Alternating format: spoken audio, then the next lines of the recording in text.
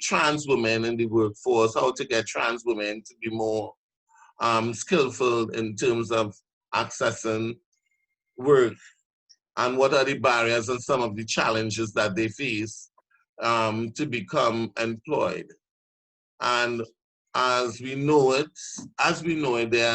there's a lot of challenges why trans women are not being, employed.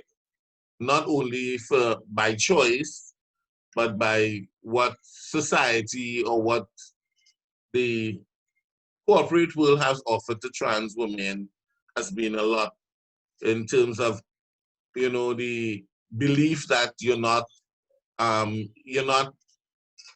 worthy, or you're not you don't have that kind of skill, because most times we see trans women in the capacity of doing sex work. So here I have Tori, who is also online from the Bahamas, and I don't know if Alexa from Barbados will join in as yet, but we are expecting Alexis from the Bahamas to chair, the executive director for UC Trans, and also someone from the Amsterdam, that's Ashley, who has been doing a lot of work with bringing in trans women internationally on the work to join the corporate world, because it has been a challenge for her also to break some of the barriers for trans women to be employed and to be skilled, because of what society have made trans women to believe in terms of not building or empowering trans women, but degrading and making them believe they're less than nothing. So it's kind of hard to change some of the issues and the barriers. So I'd like us to have some conversation around this, Zoe and also Tori. In the meantime, we'll have Alexis, who should be shortly to come online. And I'm also trying to get someone else shortly to join on this call also, from the Bahamas again. So Zoe, you want to share anything? Is there anything that you want to share? Because I know you are the host for the night, and you have been doing a fantastic job. I appreciate the fact that we as trans women are empowered to do this and to carry on, to carry this flag. We need to do this, and so that we would be accepted, not really accepted, but respected for the work that we are doing in terms of presentation tonight. So right. Zoe, you on with you now. Okay. I love it. Well, good night, everybody. My name is Zoe, and some of you may know me in my performance capacity as Miss Janae, but I'm not here in a performance capacity tonight. I am here in my personal capacity. And yeah, we are, we're here to talk about trans representation and trans engagement in the workplace, trans placement within the workforce, rights and lack thereof, and how we navigate that. So I guess maybe I could start off by giving a little insight, a little background into me. A lot of my work experience is in television, film, and media production. So I kind of chose to, work. I knew that I wouldn't always get work in front of the camera. I didn't realize that I knew why I wouldn't always get work in front of the camera, but I did.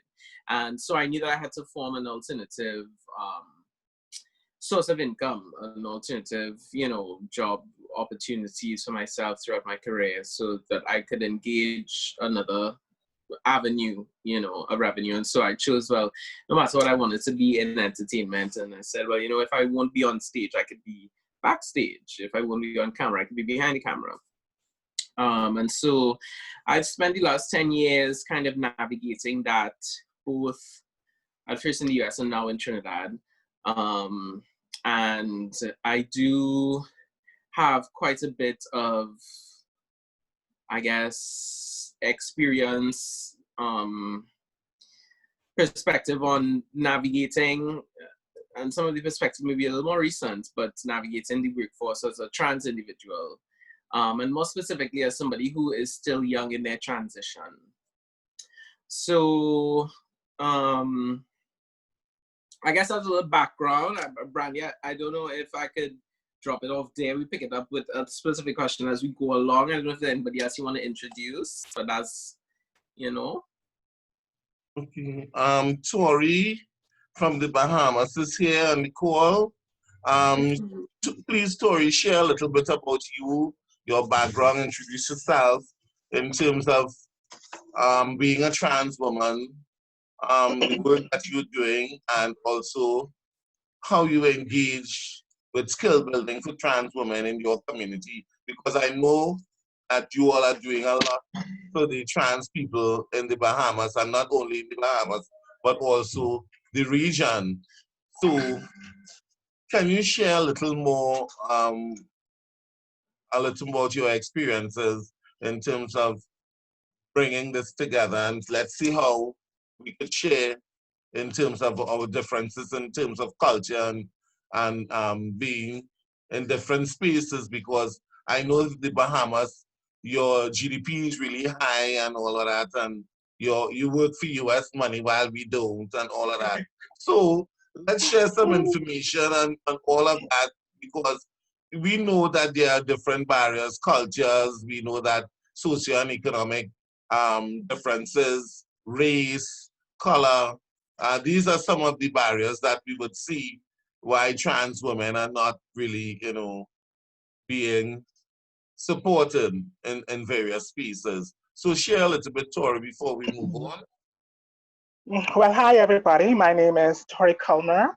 I am the community liaison for the Bahamas through CVC and DeMarco Foundation. Well, my background, I've my background as far as transitioning here in the Bahamas and being accepted in certain spaces is trying to make myself visible so it could be easier for other trans women and trans men coming up behind me. Um, like you said, our GDP is very high. So we have a different issue here in the Bahamas when it comes to trans women and trans men. We don't have, we wouldn't say we have very deep poverty when it comes to the trans community, because you have trans women who are trans men have their own special skills. They would open their own business, or they are in the work environment as trans individuals. But we still have a very uh, hill to climb. We still have that hill because we still face stigma and discrimination, even if you're not passable. I will say persons who are more passable get by much easier here, where they can fit in and be able to just flow with the community and not being noticed. So, so when it comes to working with my trans persons here in the Bahamas, I try to educate them on how to fit in and how to blend into society. Because once you blend in, you are able to navigate through society with less stigma, less harassment, and so forth. Because I have visited certain Caribbean countries and so forth like that, and we don't have it as bad as I say. When I visit Jamaica, happened to walking through one of the very popular parks over there with another trans woman, and the guard did not notice me as a trans. He thought I was just a regular cisgender woman, but he recognized the other girl and he stopped her and started harassing her. So I have experienced the backlash that you would visit when you visit Jamaica when it comes to trans women compared to here in the Bahamas. So what we try to do is try to empower our girls.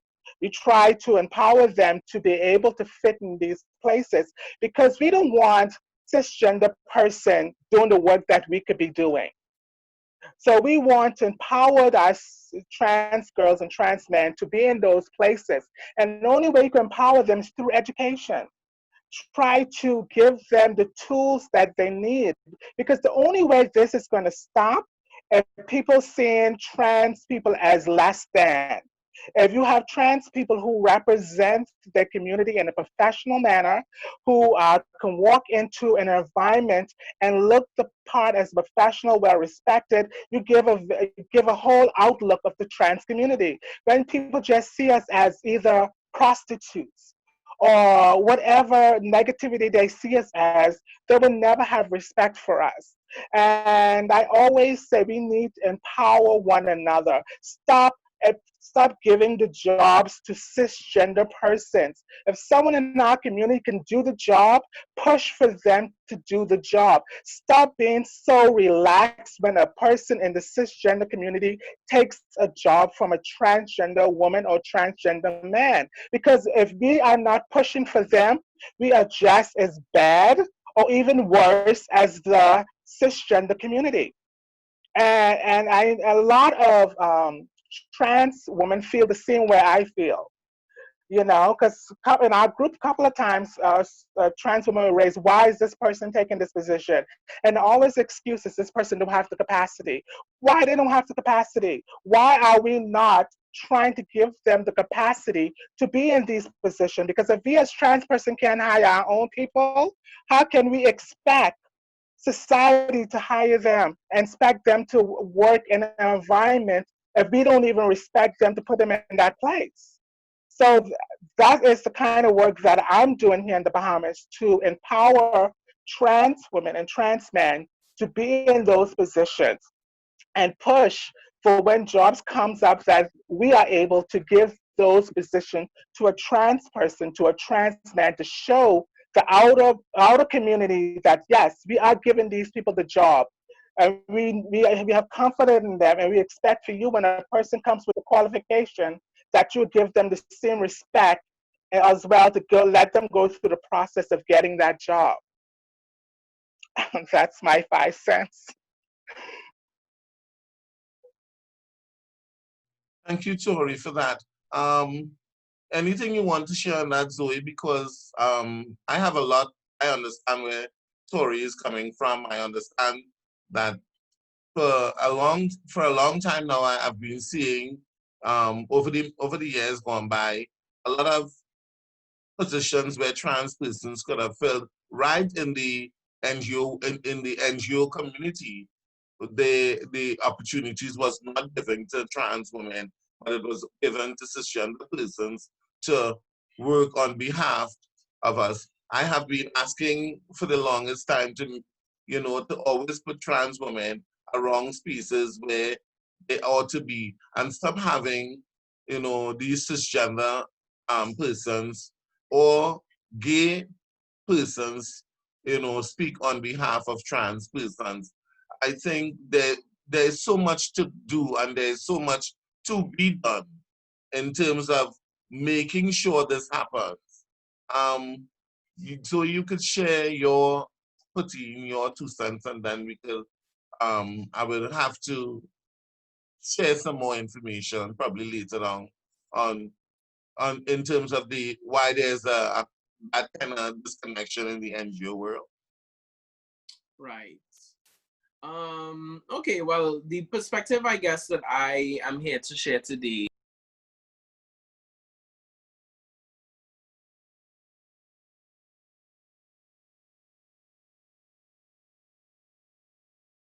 No audio, Zoe. So you're muted, darling. Oh gosh, sorry, I didn't realize that there. You'll hear me now, right? So yeah, so some of the perspective that I'm here to share really is about navigating the workplace as a trans person, and more specifically as a trans person in transition. So there was a point in time in recent history, and I'm going to keep this story very general, right? So I'm not going to give you specific names so that we can pin down anything, because we know Trinidad is so small. And so just, so bear with me as I try to share, but still maintain some measure of protection, right? Because this is the internet. So, yeah, so, very recently I had to navigate through a workplace situation in which when I entered that workplace, I had not fully began my transition yet.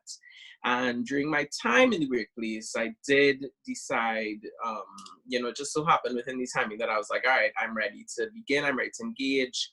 And I couldn't, live dually anymore. So I was ready to begin my transition. And, it brought about so many things which I didn't expect that in this 20-something year, late, almost 30-something year of my life, I'd be dealing with it at this point. Sometimes the first place that it begins really is navigating a dress code. So obviously in a place like Trinidad, you have, within the dress code, you have female guidelines and male guidelines. And so, and not only that, we all know that, especially within a corporate situation, Trinidad dress codes, and I don't know if it's beyond here, maybe, I think it may be a hand down from colonialism, and so maybe it's all around the Caribbean.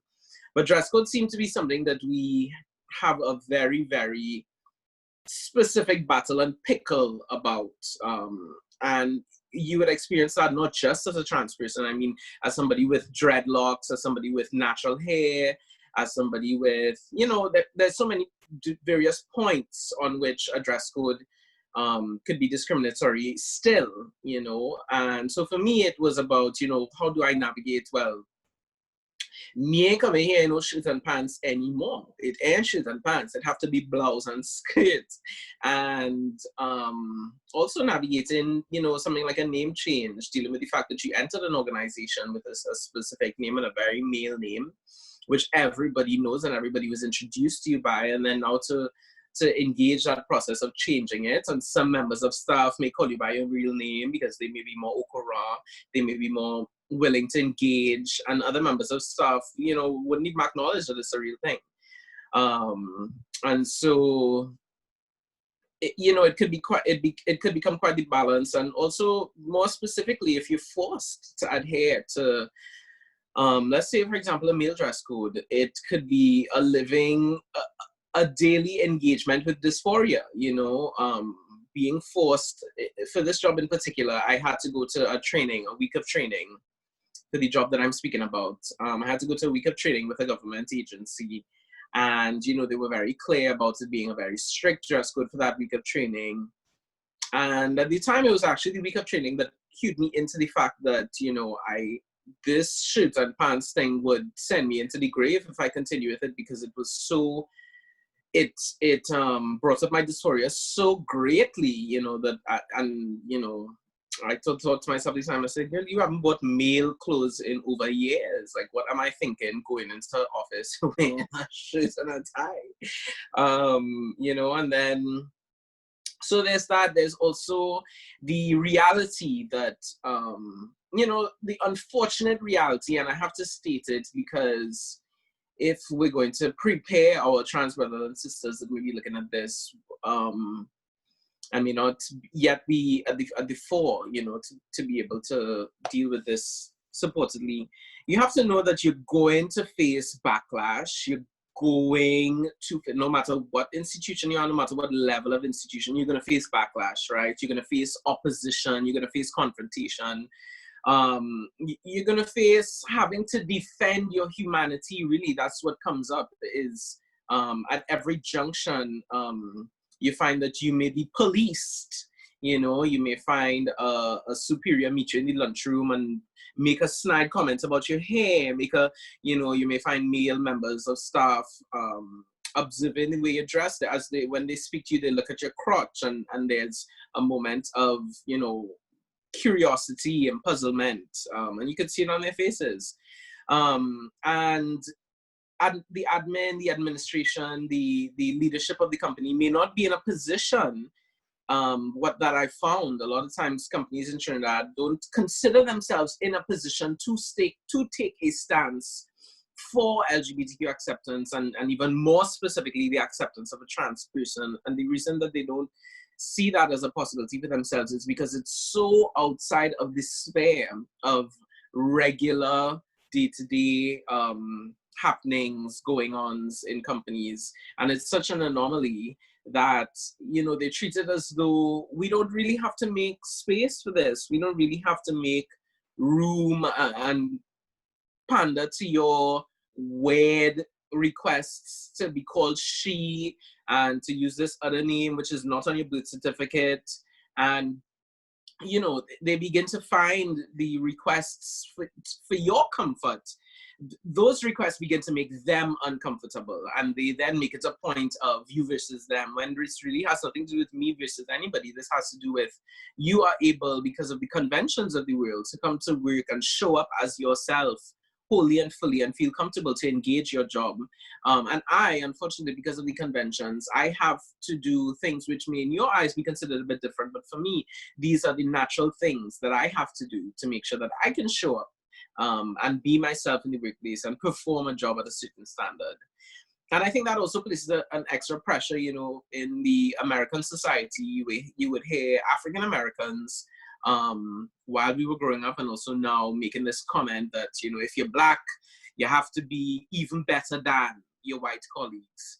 And unfortunately, I could make the comparison for trans persons here now, that as a trans person, if you want to decide upon yourself to engage John Public in employment, you need to decide to yourself that, like, you're going to be at the top of your game. And when I say top of your game, I don't mean in terms of being the most qualified or the most, I mean that even at your point of qualifications, even if you're entering at an entry-level job, you're a clerk, you're, you know, whatever it is, you have to ensure that your standard of excellence is above and beyond, because you're already automatically underneath a level of scrutiny simply because you are choosing to be who you are, and you're refusing to, you know, not just let the fact that you're different and your difference may be inconveniencing or uncomfortable to others, you know, you're standing in your difference. So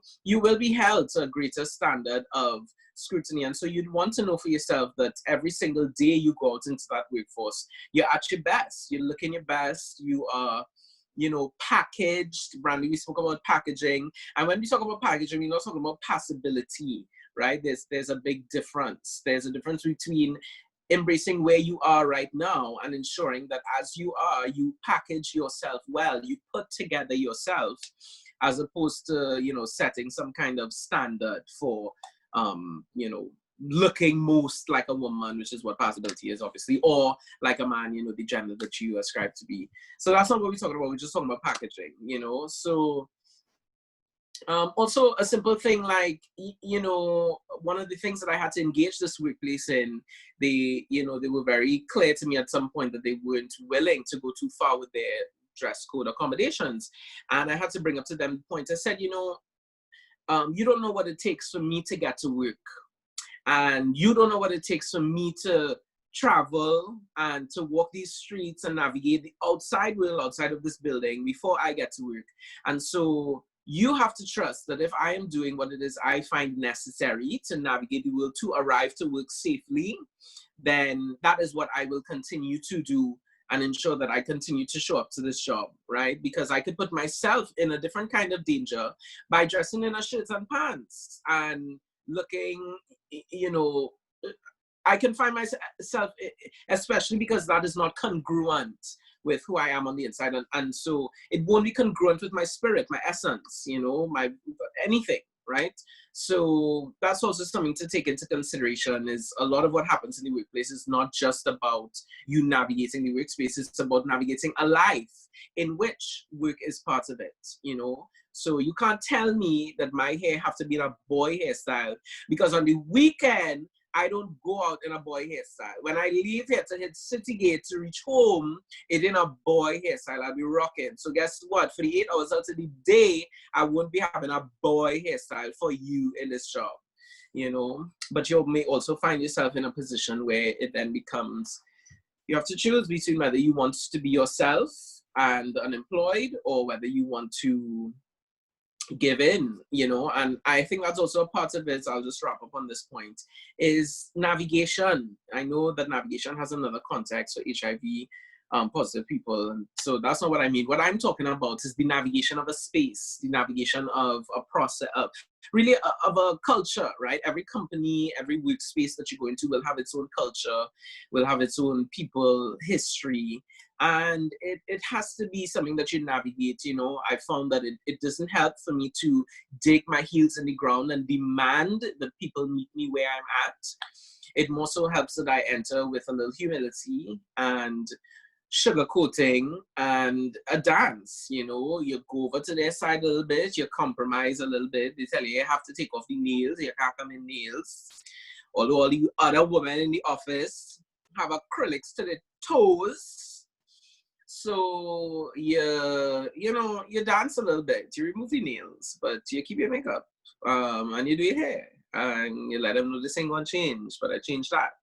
You know, so and it's just about navigating people. People appreciate those things. People appreciate knowing that you're not a stone cold beast, because then obviously you begin to other yourself. When you begin to make these demands to be accommodated, you begin to become othered, you know. So to show them that point of humanity, to where, right, well, I'll give in a little bit, you know, you'll want this, whatever, you find this is too, whatever, okay, I'll give in on that, you know, but I hope that you would make concessions for me in this area. So that's been a bit of my personal experience in navigating the world of work as a transitioning woman. So yeah.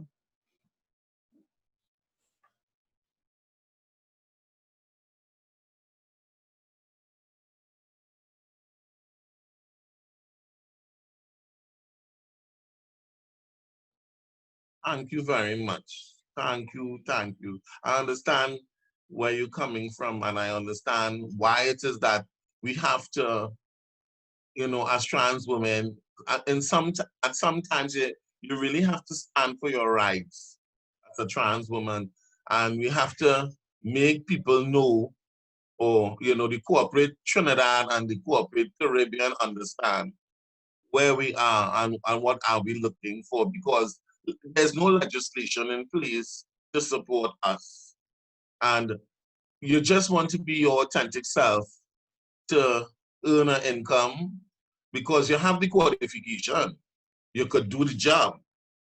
But, you know, the challenge is just about, you know, that dress code. As we see in Guyana recently, the laws have changed where the dress codes for the court, there was a big challenge and they lost that matter, where the trans women were actually put out of court for, you know, coming to court as a trans person. And now that that was a big thing in the Caribbean, and I actually lose that matter, because persons, if we could start seeing those kind of changes in these spaces, I think it's easy for us to continue, but we have to be, you know, sending the correct message. We have to be asking, you know, the corporate Caribbean and the corporate Trinidad and the corporate Guyana and Barbados to support transitioning, and explain to them what transitioning really is. Because across the spectrum, we have the non-gender conforming and the non-binary, and we also have trans. And most persons who identify to be persons of trans experience would be non-binary or non-gender conforming, because of the fact that they have to actually dress down to become employed. And it's not, when you reach the stage in transitioning, you know, that mental stage in terms of the body must reflect what the mind is actually saying and feeling. This is what you want to see in the mirror. That's where your challenge are. Because across the spectrum, you could be non-gender, non-gender conforming, or non-binary, and you know, you're just dressed in these clothes for that period of time. But after that period of time, there's no way you could continue doing this. I remember my challenge in the workplace, you know, the transphobia, because I used to wear makeup from all the time, but I love makeup. I don't care what I have on, I love makeup. And when my supervisor in the corporate world, me and she get away, one morning I making my coffee, she come and ask me, about 5 years after in the company where I was working, and she asked me, so why you always have to wear makeup? And I was being, that morning, I just reached over 7:15, making a cup of coffee, and something come out of my mouth that wasn't supposed to come out. I just said, deal with you on your own, fuck, and mind your business. And that woman go on and tell my manager, my this, my that, and you know, they called me in a meeting and they asked me why I tell the woman that, and I told her why she had to ask me about why my makeup brand. She ain't buy it. It's not on she face. So why if she could reach to that level, why I couldn't reach to that level with her? So that made me made a choice. And when I made that choice in 1999, I think was the choice where I had to work for myself and fight for my rights and fight for the community that I'm working with since then to now. And I have no regrets because of the fact that much have changed, but I see now that, because I've been working with FADs since 2006, and the Ministry of Health realized, hey, there's a trans woman in the clinic, and that made a big thing in 2006. That was like a trans woman in a clinic.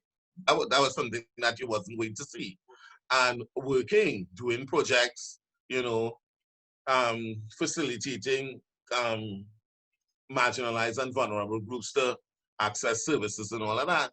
And this is what my thing was.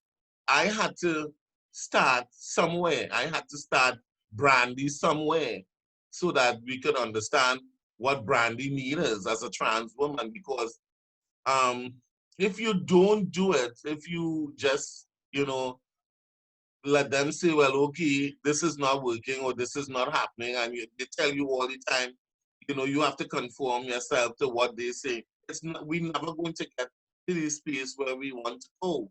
And this is what is happening prior to the fact that even though we start this, corporate Trinidad in terms of our corporate Caribbean, about engaging with sensitization and training to include trans women in work policies and spaces, we have to understand our commitment. Our commitment would be working as trans women to make them understand, well, yeah, what this is what we want. The gender identity and sexual orientation laws, it shouldn't affect the work that I have to do. It shouldn't affect us at all. Not unless about my gender mark that says I am male, and as a trans woman I presented. That doesn't affect the work, my competence. And we have to continue sharing this information. I don't know if Tori would like to share some information on the gender mark and in the workspaces, how that have been, a barrier for you. Okay, as far as gender marker here in the Bahamas, it's still that still is another subject in itself because that thing we are looking at, it has to be taken to court. That's not something it's going to be changed overnight. It's going to have a group of trans women stand up and say, hey, we need our gender marker changed. And I think the court system might work for us on that level when it comes to our gender marker. Now, as far as in the workplace, I could give you one experience of me getting hired as a trans woman. Went on a job, got hired. They didn't know I was a trans woman. I didn't reveal that I was a trans woman. I put on my application. I did it, but not in the interview per se. So I got hired for the position. Within a couple of months, people started to recognize me outside of the workplace and see where I work and start calling my job and say, that's a transgender working at this particular outlet and stuff like that. And so when the boss found out that I was trans, I was let go. But that wasn't the reason why I was let go. But I would boil it down, that's the reason. So we still have a difficult time even though we are living our authentic self, I don't want to say passable, but though I'm living my authentic self and can blend into society, able to get a job without nobody even having a hint that I'm a trans woman, it's still that stigma when it comes to the fact that, oh, we cannot have a trans woman on the job right now. So we still have that uphill battle to confront when it comes to transgender working on the job. Now we do have a few here in the Bahamas who are very successful on their job because here we have this thing saying you have to know someone to get somewhere. If you know someone who can help you get on the job and stay there without any confrontation, you are good to go. And we have few of those who are able to be in that position by knowing someone to be able to stick where they are for years, for many, many years. So, but my goal is to make sure the girls have the tool, know how to blend in, know how to conduct themselves as young ladies. And that's the most important thing. You have to conduct yourself. If we are, say, we're training trans women to go in the workplace, you have to know how to respect the dress code. You have to know how to conduct yourself in a professional manner, or whatever type of position that you're planning on going, and you have to be able to conduct yourself in those manner. And you cannot uh, you have to able to let them see that if they're really serious about their transition and want to make a living in a and more induced environment, they have to play the game. I'm going to be point blank. You have to play the game. If you are saying you are a trans woman, you are a woman, then you need to play the game as a woman because you're saying you are a woman. You cannot go on your job and conducting yourself with all these mannerisms that does not suggest that you are a woman. And I am being real. I might get cursed out. I, but you have to be real. If you're going on someone's job, you have to realize these people are trying to make a living. They're trying to have customers come in on their job. So you have to conduct yourself as the sex that you say you are representing. And that is my goal as far as trying to educate the girls over here about that.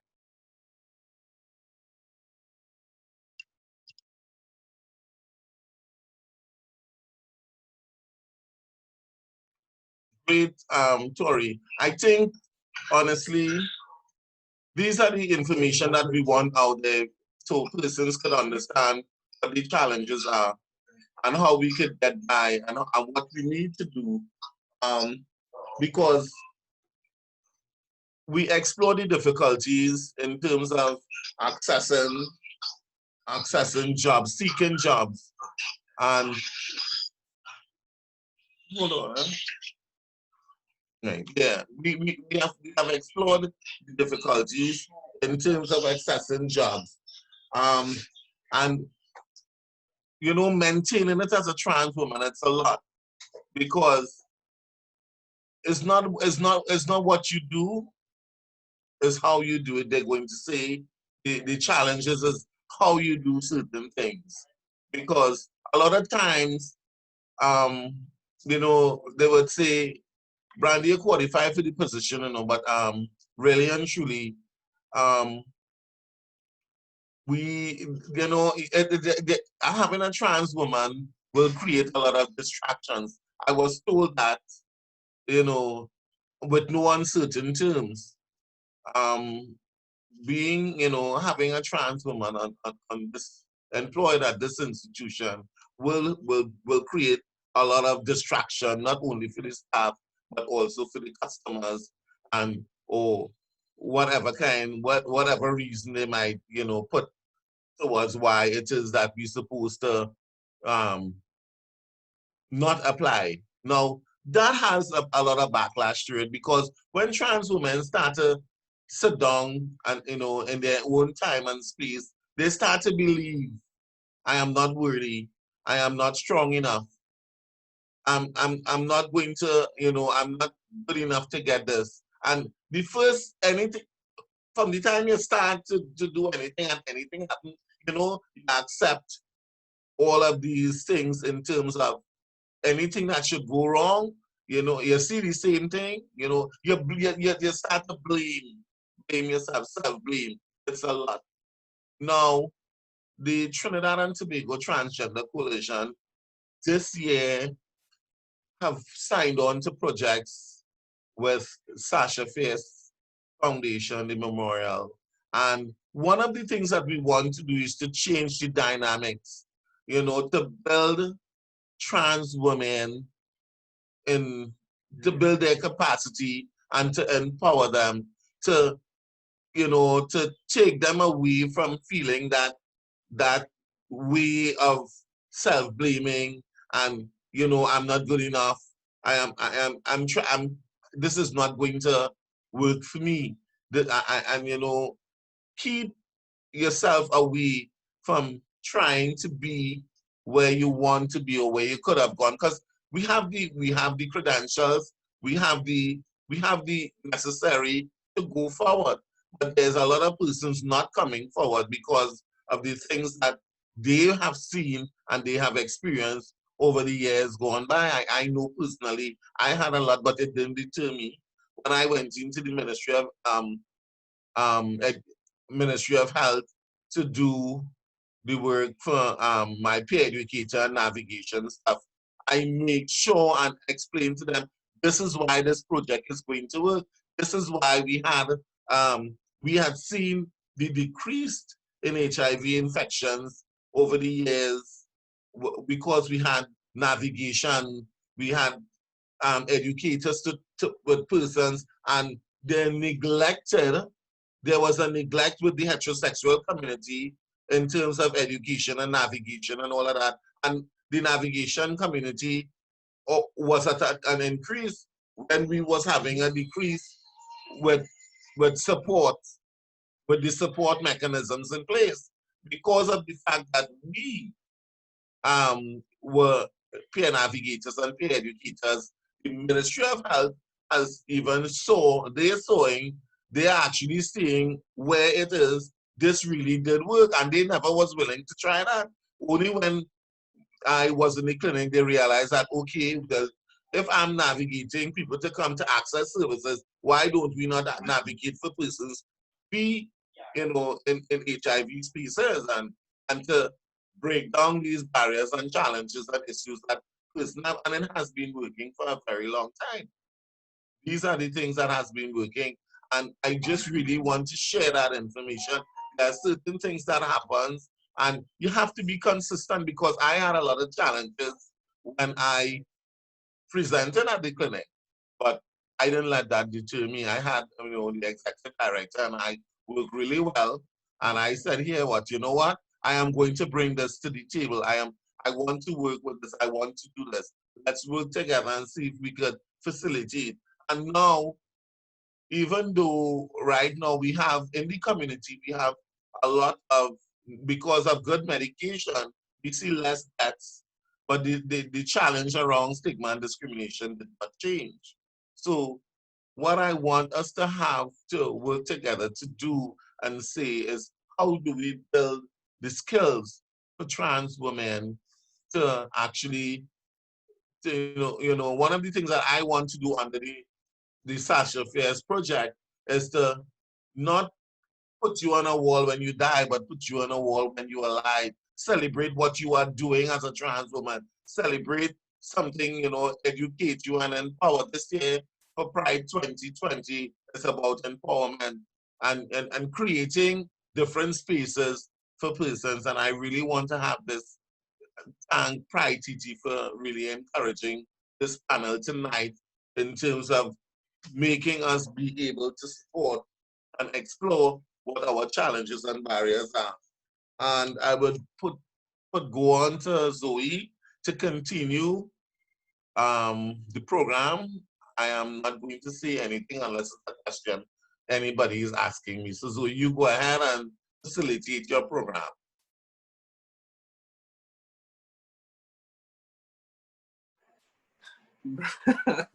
Brandy, you put me on the spot. You forget Marcus had the program. I trying to go to Marcus all day. Okay, I have the questions. You don't worry. Yeah. Right. Okay, here what?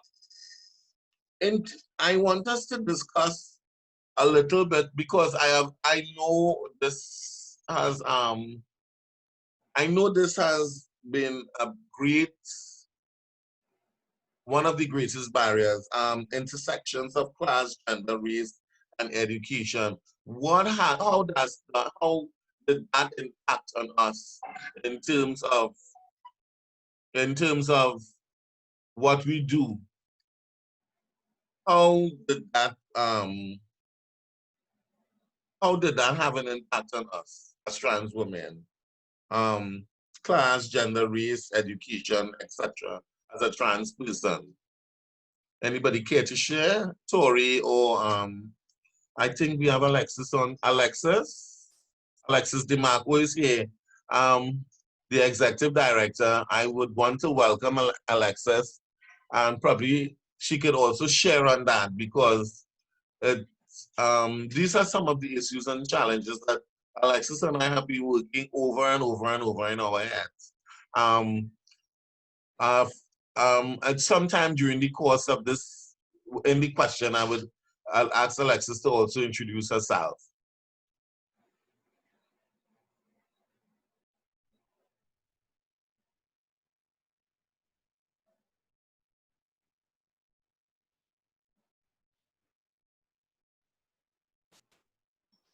Anybody want to share? They could take the floor because I could share my story. Because in Trinidad here, we have seen more of the colored trans women is mostly acceptable in terms of passing, in terms of packaging. Colored person, Trinidad is we very racial. We have racial cultures. We talk about race a lot. We talk about there's a lot of barriers in terms of color and hair and that kind of thing. For me, I have seen a lot of East Indian trans women less harassed, and even they're more protected compared to the persons of African descent. When the trans persons, they are more attacked by police. They are more attacked by the public. They are more attacked in spaces where because they're not as well packaged, right, in terms of passing. So have you been able, any one of you could share on that where we could carry on this conversation further?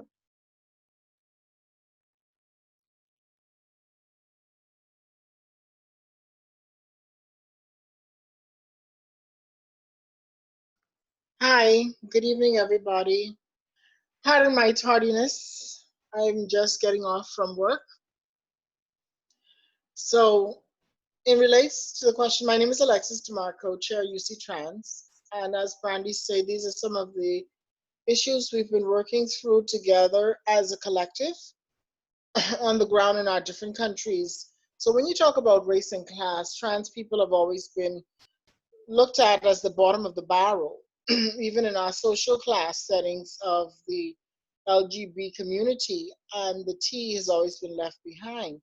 For example, even in our communities, if you don't have a standard type of wealth, or if you never finish school, or if you don't excel on the ladder of success, you're looked at differently being a trans person as opposed to somebody who is from a rural area or known as the ghetto, who didn't have access to education, who didn't have access to housing, who didn't have opportunities in life based on their gender identity, or never had opportunities to even finish school. So even in our community, the trans people are shunned upon or looked down upon and unable to navigate in certain spaces if they don't fit a certain norm or class.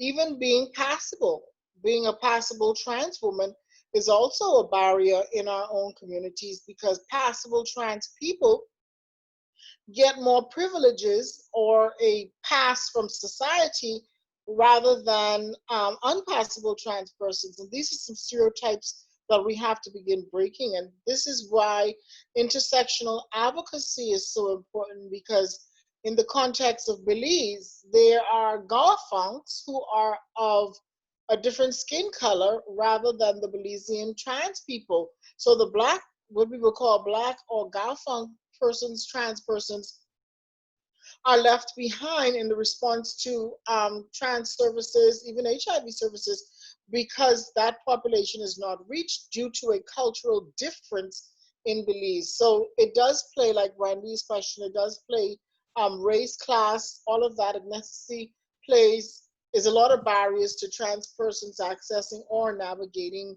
in daily life.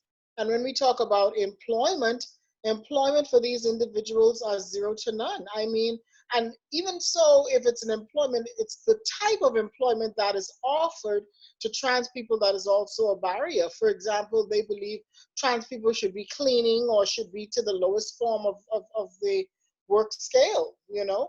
And these things are just evident even in the hospitality industry. For a trans person to work the front desk, you have to be a passable trans person. If not, in my country, they will call you, they will use this employment clause called a distraction to the company.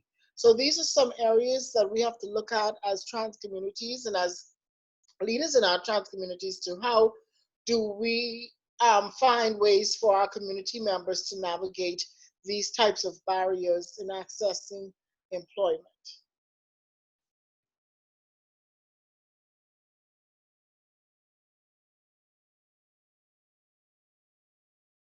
Anybody else want to share about this, about classism and racism?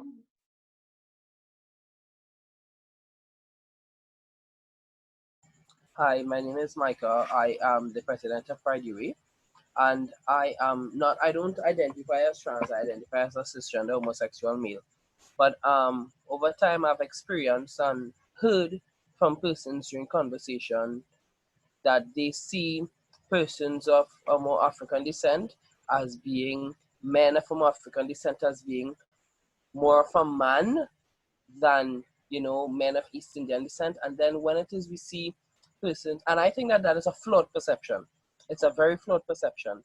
So that when it is we have persons transitioning to female, it would be more difficult for men of an African descent than it would be for a person who is white, a Caucasian person, or a person of a lighter skin.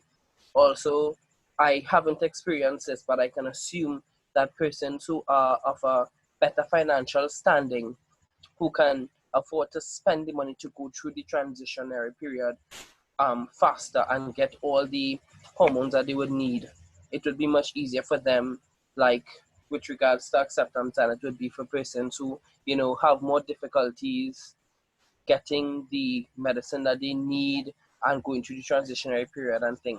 And I would like for Brandy, for you, ma'am, to determine, I mean, or tell me whether that's true or not based on your experience and the experiences of the young ladies that you have with you. Micah, thank you for that question. I must say, firstly, transitioning has a lot to do with you know, the development of the body in terms of persons being, in terms of packaging. Medical transition has been, I mean, everybody understands this. Transitioning is not cheap. Medical transition and hormone replacement therapy, HRTs, is not cheap. If you want to access hormones, it has to be like 80 US dollars a month for male to female, and probably about $60 from female to male. This is to start with. If you want to do transition, you need to start to think about that is going to be the first thing going to come to your mind. How am I going to access this every day, you know, for the month? And these are the conversation that we're having. But what we are seeing is transitioning has been such a hot question in terms of once a person is ready to transition, they don't care wherever, whatever they have to do. Even if they have to self-medicate, they're going to get it done. We have seen persons over the time self-medicating that has a lot of side effects. You know, um, accessing these meds over the counter, birth control, female birth control, what they're using. We don't know. What we understand is it has a lot of side effects in terms of kidney failure and also racing the heart. Because one of the things you need to do as a person who is transitioning, you have to get support with your doctors. You must get that doctor to, you know, to work with you probably every 6 to 8 weeks in terms of testing, doing the blood work. And we have had that service up until the end of the year last year, where we had doctors coming into FPA to do work with medically transitioning persons. For this year, we have our doctors went to do some other course in London and has not been. We're still struggling to get someone to continue where that is concerned. Um, I know that it's a path way forward, but my information I would like to share once there's a person is ready for transitioning and they can afford to have transitioning, you know, in terms of the real authentic drugs, they would use the replacement and risk their own life, because this is when a person is ready and they want to feel that way and they want to look like how they feel. These are the risks that they take. This is the distance that they go. And I personally don't recommend it, but I have to support it at some point because I can't tell you, you know, it's wrong. What I need to do is to let you know, hey, I could try to see how best I could facilitate. It's not the best thing to do. I would always let you know it's not the best thing to do, but I'm going to try to facilitate as best as I could. Randy. So I know that I would have asked this question in another forum, but for the benefit of persons who are here for the first time in the conversations, or persons who are, having, discussions within themselves and considering transitions, are there any places that currently are there that are queer friendly or trans friendly, that transitioning persons or persons who have made the decision that they want to begin the transitioning process, they can go to consultation before beginning to take any hormones whatsoever, or doctors who can be with them throughout the transitionary period? Yes. One of the things that we advise first is the psychosocial aspect. You must have that psychosocial component, in terms of dealing with the mental aspect. Um, that's a period of, I think that's the first process that, you know, you get your medical support in terms of having a doctor, having a psychologist sit down and, you know, you have that conversation, because transitioning is not something you can do today and turn back tomorrow. The transitioning is, this is where you want to go and that's how it's going to be. Now, there has been a lot of, for me, persons who are medically transitioning, I think what is missing in the component is there is going to be a lot of um, conversation with, you know, dealing with the body in terms of the mind. People deal with the body, but they have not conditioned the mind. There's a lot of there's a lack or disconnection with the mental aspect of transitioning.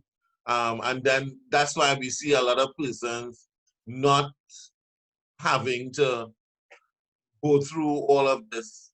I'm seeing Alexis have her hand up. Alexis, you want to share on this?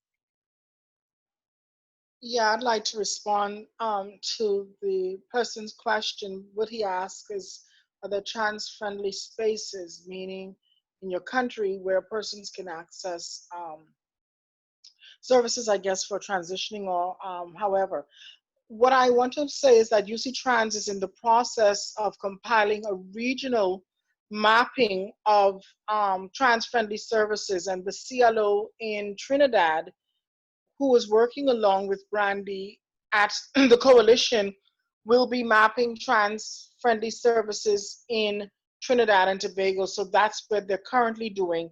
So you will have a listing of who does what within country. Now, within the Caribbean context of transitioning, medically transitioning persons, most of us have to go abroad. We have to seek services abroad and then come back. I do know of a few trans persons within Trinidad and Tobago that's currently seeking medical intervention in Santo Domingo, yes, in Santo Domingo, in order to medically transition. However, there are some allies in Trinidad and Tobago that we're trying to map and find these individuals who actually would begin the process of even writing a prescription. Because the last time I was there, I was able to identify a prescription place that would give the hormones over the counter, because I came and I bought hormones and took them back to different countries. So what's going to happen is there's going to be an official database for persons in the Caribbean that they can be able to find where they can access services for transitioning, both medically transitioning or just even the, like Brandy said, the psychosocial component of it. And the first thing is the mindset of most individuals. We don't address mental health for our trans persons, and this is one of the components that UC Trans is putting together. So you can actually click on our website and we'll have a space where you can actually connect to one of our psychologists, or you can connect to somebody to talk to if you're in a country and you need that resource and it's not available. Thank you for that answer. Now I have like 2 or 3 more questions. Like that list that you said that is being compiled, would that list be public or would that list be shared within queer spaces? It will be shared within trans spaces. I know that. It will be on our official website, so it will be public. Okay. Additionally, I have not experienced um, any transitioning, and it's not my intention. But for the sake of others, Brandy, in your experience, and Mr. DeMarco, in your experience, are there any instances of persons who begin transitioning and things don't go as smoothly as as they expected it to go, like any mishaps and stuff like that? This is not to scare anyone, but this is because I'd like to know. And if it is that happens, like, are there medical professionals, like for like physical medicine or like mental professionals who can help with dealing with persons who are facing that situation in the event that it actually does happen? Well, I can speak to the fact that there are persons who have detransitioned, and these persons who have detransitioned have identified themselves that they didn't identify as trans. They were trans trending individuals instead of trans people. Trans trending individuals you would find that will detransition after a period of time because they were never true trans people. They were either forced into it through the art of entertainment. They were either their mindsets hasn't or will never transition to whatever they aspire to be it a male or female or having no gender at all.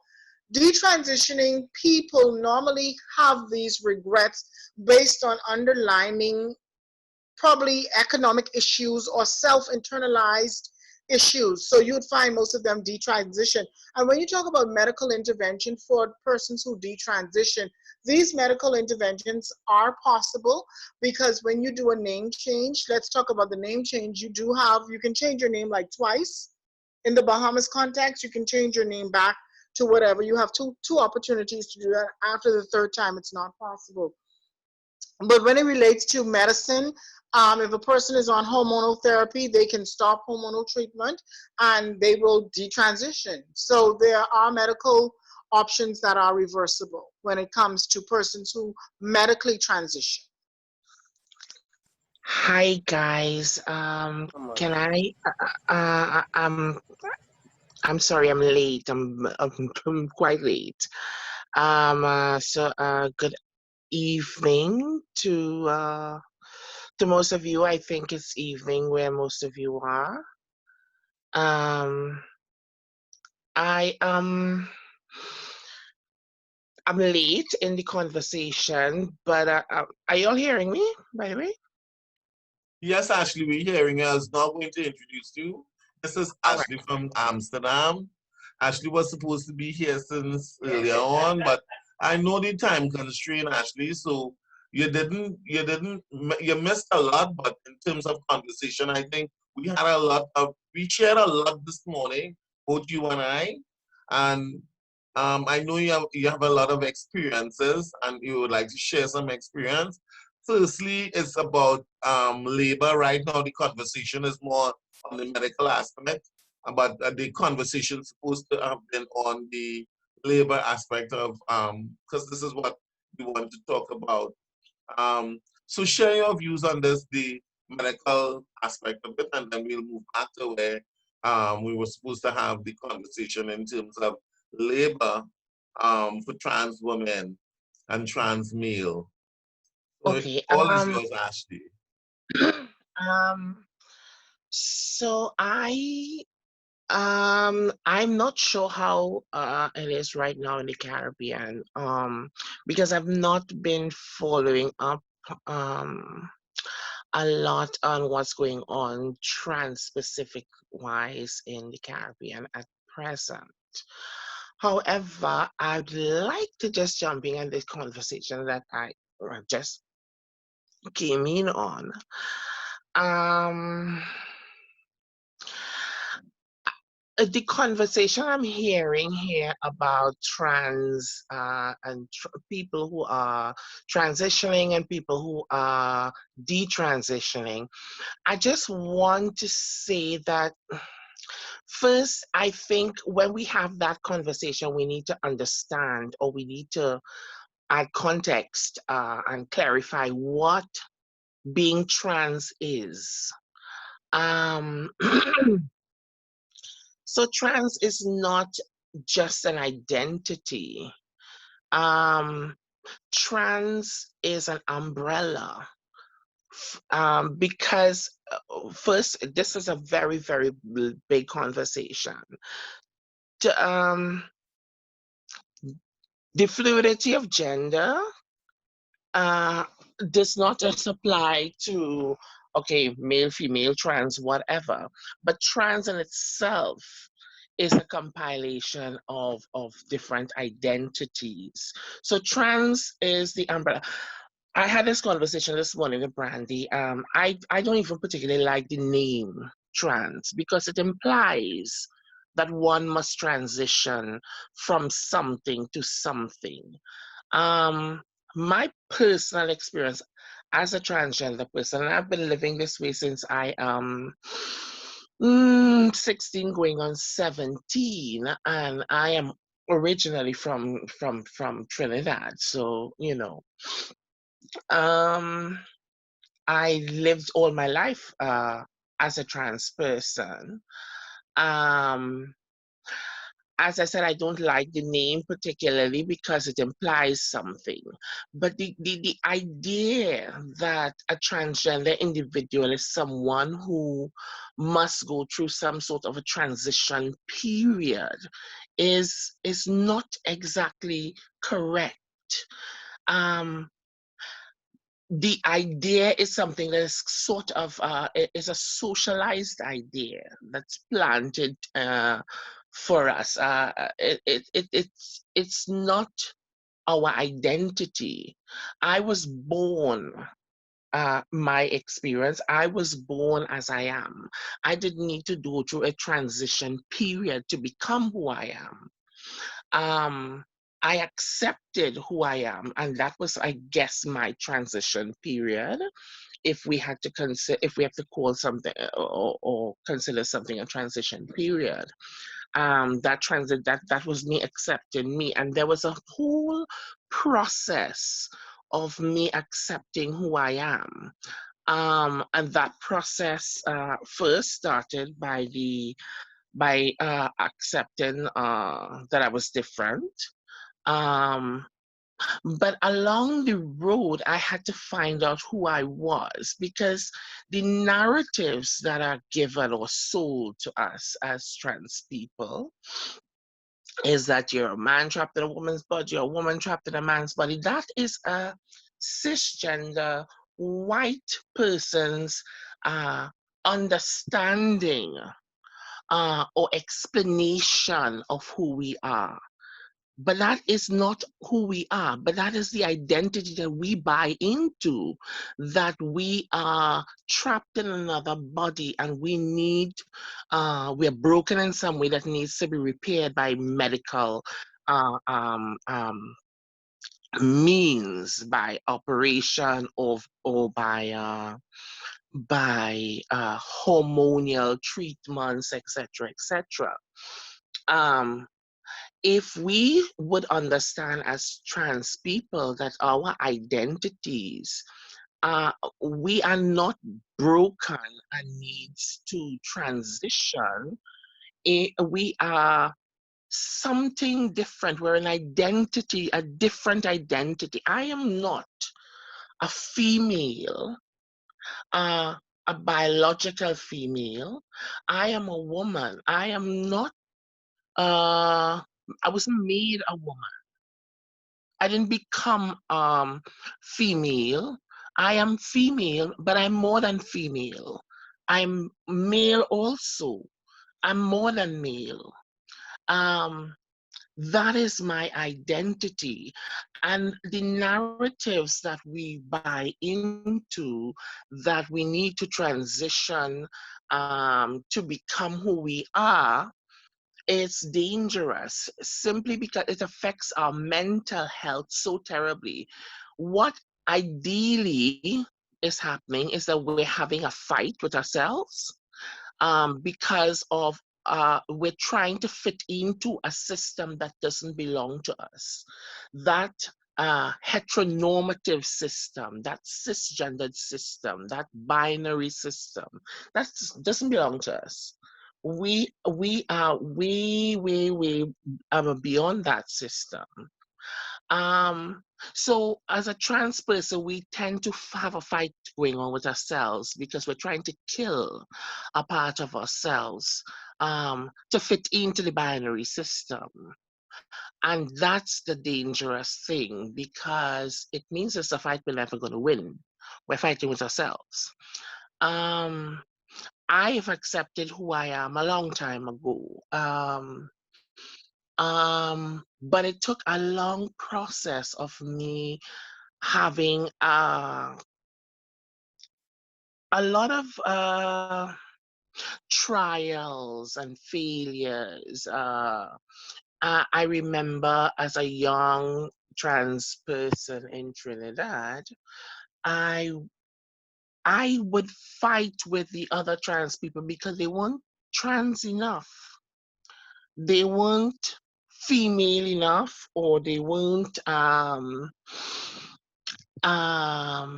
adhering to the standards that we needed to.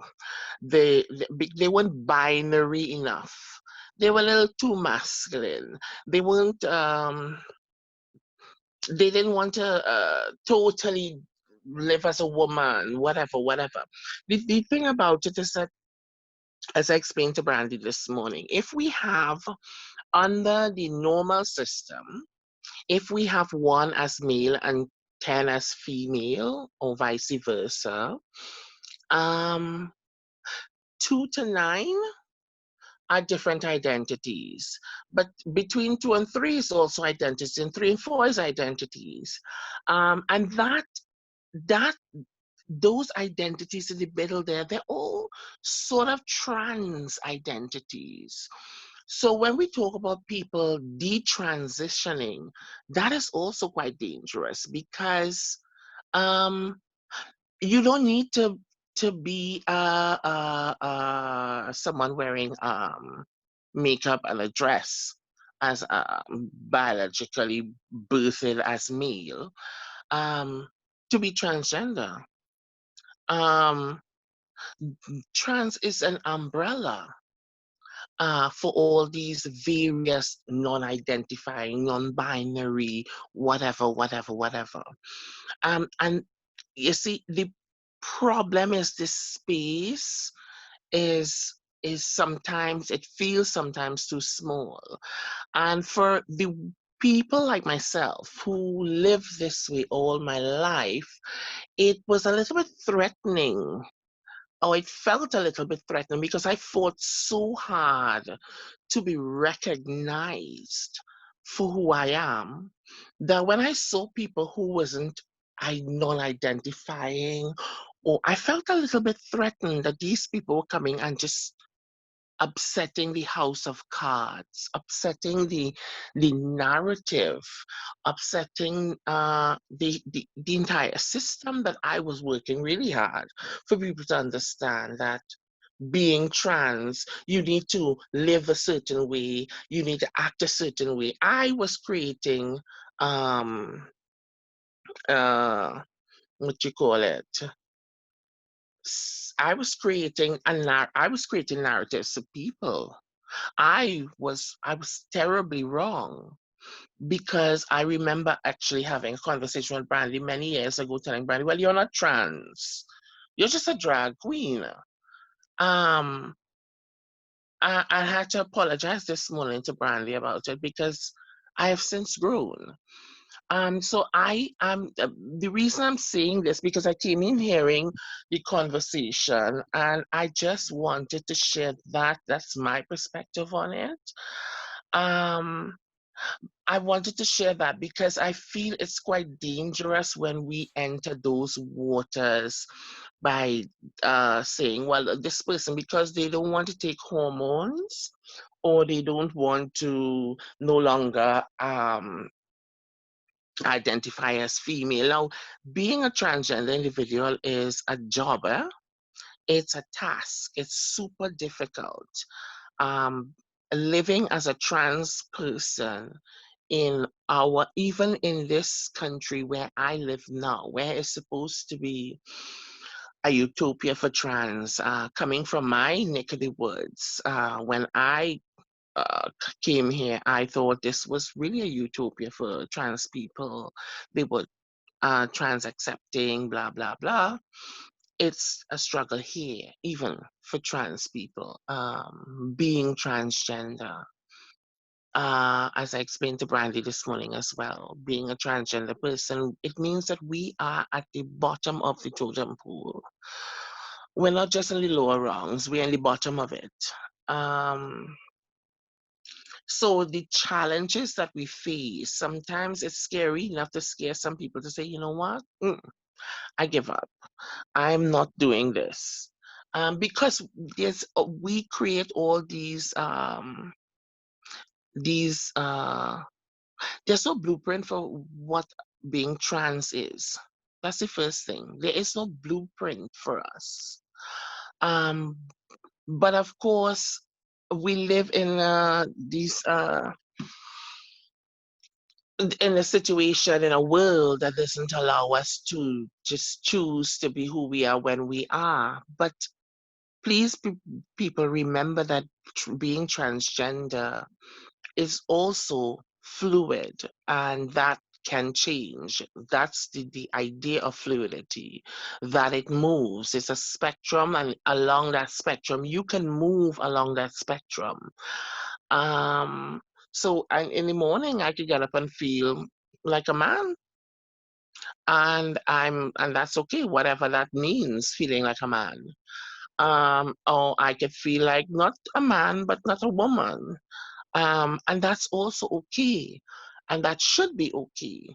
We shouldn't have should not, we should not um, use the very tool that discriminates against us, which is the binary system, which is this gender coding. We shouldn't also use that against our own people. Because what we try to explain to people, that being transgender means that we're different. Um, But then we tell other trans people they're not trans enough, or because they don't feel entirely how we feel, that makes their transness less in some way.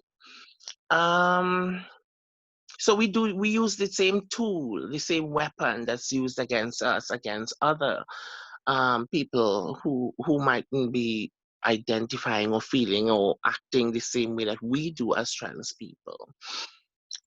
So a lot of us try to get ownership over what being trans mean. In order for us to have a conversation about liberation of transgenders, we need to liberate ourselves first. We need to educate ourselves and understand, as a trans person, first to begin with, we're not some new thing of new phenomenon. We've been here forever. Um, and we're not something that's in some way being trans doesn't make us in some way less than anyone else. In my opinion, and this is my opinion, so that's my disclaimer. We're more than everyone else, actually, because I am more than a man and I am more than a woman. That makes me almost godlike. And that's not narcissism, and that's not me being whatever. That's how I truly feel. I feel that I am more than a man and I'm more than a woman, and I have to accept all of me, the male and the female in me, in order for me to have that balance and in order for me to be truly free. So that conversation is a very, very big conversation. It's also very controversial for a lot of people, because a lot of people have an idea that they believe what they know what being trans is, and it would be, yeah, it's far from me to tell somebody what being trans is, what their trans experience should be. But that's a little bit of context I wanted to add there, because we don't have time to speak about this entirely in its entirety. That's for another conversation, I guess. But I just wanted to add that context. So we need to be careful, because we're dealing with the mental health of human beings. My entire identity is not trans. I'm a human being. Or maybe a god, who knows? Ashley, Yeah. I want to thank you for that great opening you just had. I really, really love it. I want to ask Zoe. Zoe have to leave because Zoe just get up really early in the morning for work, and Zoe has to log off. And I want to ask Zoe if she has any closing remarks, because I know it's late. You are at 3 o'clock in the morning, woman. So close off, and Ashley, myself, Alexis, and Tori will continue the fantastic conversation, because I'm heading into what trans women do to survive. So that's going to be the next question. And probably 2 more after that, because I don't want to have anybody else. I know, Ashley, it's really early for you in the morning. But it's after 4 here. It's just 4. Yes. Right, and Alexis work all day, and Tori has to work tomorrow too. So, my next question is going all to be, working women. well, let me have Zoe on the closing. I love you, Zoe. I love the way that, I love the support that you give and the information that you share. Please give me your closing comments, and this is going to be recorded and we would share it, because we have some stakeholders that is interested in getting these copies, so that they could work with the Trans Coalition during the process, because we are working 365 days a year. So, so it's nice to have you on board, and you could give your closing remarks, and it was lovely. Please unmute. Yeah. Well, yeah, so thank you all for having me. It's great that Brandy, yes, we're right, we're all working women. And I said it in jest, but that's really a point of pride, a point of celebration. I think that's something that we should celebrate even right now, that everybody on this panel is gainfully employed, in a way in which we feel comfortable and in a way in which we feel engaged, and so that is not to discredit any other form of employment, right? So yeah, just some of my closing remarks are, I'm really happy we were able to, and I was able to be a part and engage in the conversation. I think the remarks I may leave, the remarks I may also leave to myself, just to bring the conversation a bit back to labor and being a trans person navigating the workforce, the labor force, in a country, in a space, in a culture which is not trans friendly. It's just a few words of encouragement, and these words are for myself and for anybody else that may be applicable to keep on going, right? We already know that as a trans person navigating the workforce, first we are a trans person navigating anything, there are going to be challenges, and we're going to encounter challenges that our cisgender and maybe even our gay and lesbian friends and counterparts may not encounter. But it's not about a comparison of who has the harder load to bear. It's more of just an acceptance of where we are right now and the point in history we are at right now. That a HR manager could look at me and tell me, well, I'm not going to refer to you as that until your birth certificate or until your deed poll reflects as such. So, say that to say we will come up against some unique challenges because we come with a unique bubble of circumstances. Treat it as an adventure, treat it as a navigation, treat it as a dance. We as Caribbean people, we know how to dance, we know how to look at a whole dance floor and end up on one side and come back on the next side. And even if you have a partner, you're there with them. And as I said before, navigating the workforce, I treat it as a dance. A lot of give and take, a lot of extending beyond myself what I may not want to extend beyond myself, and being smiley and cheerful and chipper and respectful to people who, say the worst things about you as soon as you bend the corner. But that is part of the mantle that, especially now in these times when we are currently fighting for legal recognition of our rights and our right to live and our right to be, it's important that we lay the groundwork with a unique navigation. We lay the groundwork, right now, being trans people in a workforce which is not accepting that we go out there and we be exemplar. I take that mantle upon myself. Before I had to navigate leaving one of my previous jobs, my supervisor said to me, she said, listen, you navigate this time here with such grace and such poise. She said, I didn't think that somebody like you would have made it this long and this far without some sort of conflict, and I had to make it clear to her that, well, I'm not here for conflict. We're not here to be a bother, to be a distraction.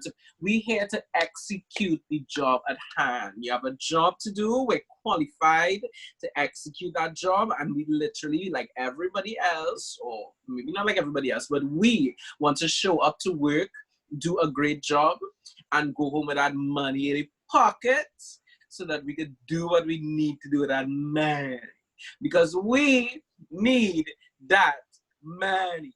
So on that note, as I exit tonight, if anybody has any contacts, with anybody looking for a transgender woman to hire in media, a media professional, entertainment and production, I'm looking for a job because I just got left out of one. Right? And this is what we talk about with regards to navigating and dancing. So thank you all for having me tonight. Brandy, I'll leave the conversation in all of your capable hands. And I know that we will all see each other again before the end of the Pride season.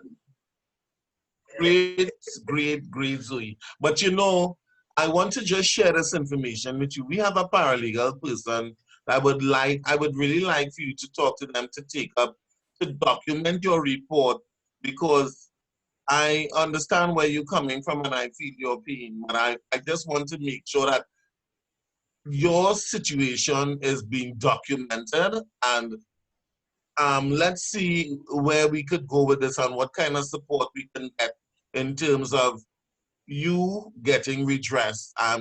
If there is do it for everybody else, have them start doing it for trans women. And I thank you. I really thank you for whatever time that you share, and I'm loving it. Go and get your rest. Going back to my question, I think I have I wouldn't want to pick someone because I would call Alexis if I have to pick anyone. What what do trans women do? What they are doing to survive? I know, Alexis, you have been doing a lot of work throughout the region, and I do know you have studied the if there was a trans Bible, I think you would have studied that. Could you share some information on that for me, please, Alexis DeMarco? Well, through advocacy for trans people and their own citizens, as citizens of their own country, we've been working on educating and sensitizing job markets about trans people. How do you address the individual when they come on a job?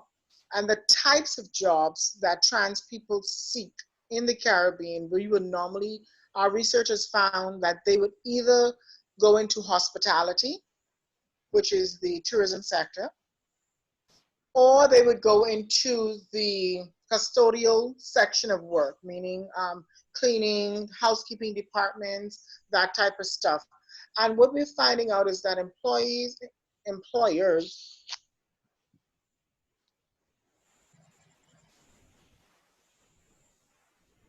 Okay, Alexis, I understand for your contacts, the Bahamas contacts. With Trinidad, I would say there's a lot going on with trans women. As Ashley rightfully say, um, in terms of there's a lot of classism and racism that trans persons faces in Trinidad and Tobago. Um, and if you can actually be self-employed in terms of you have that income to generate your own personal self-employment. That's what most trans women do in Trinidad. I think there's no support for trans persons. Yeah, trans persons at this moment.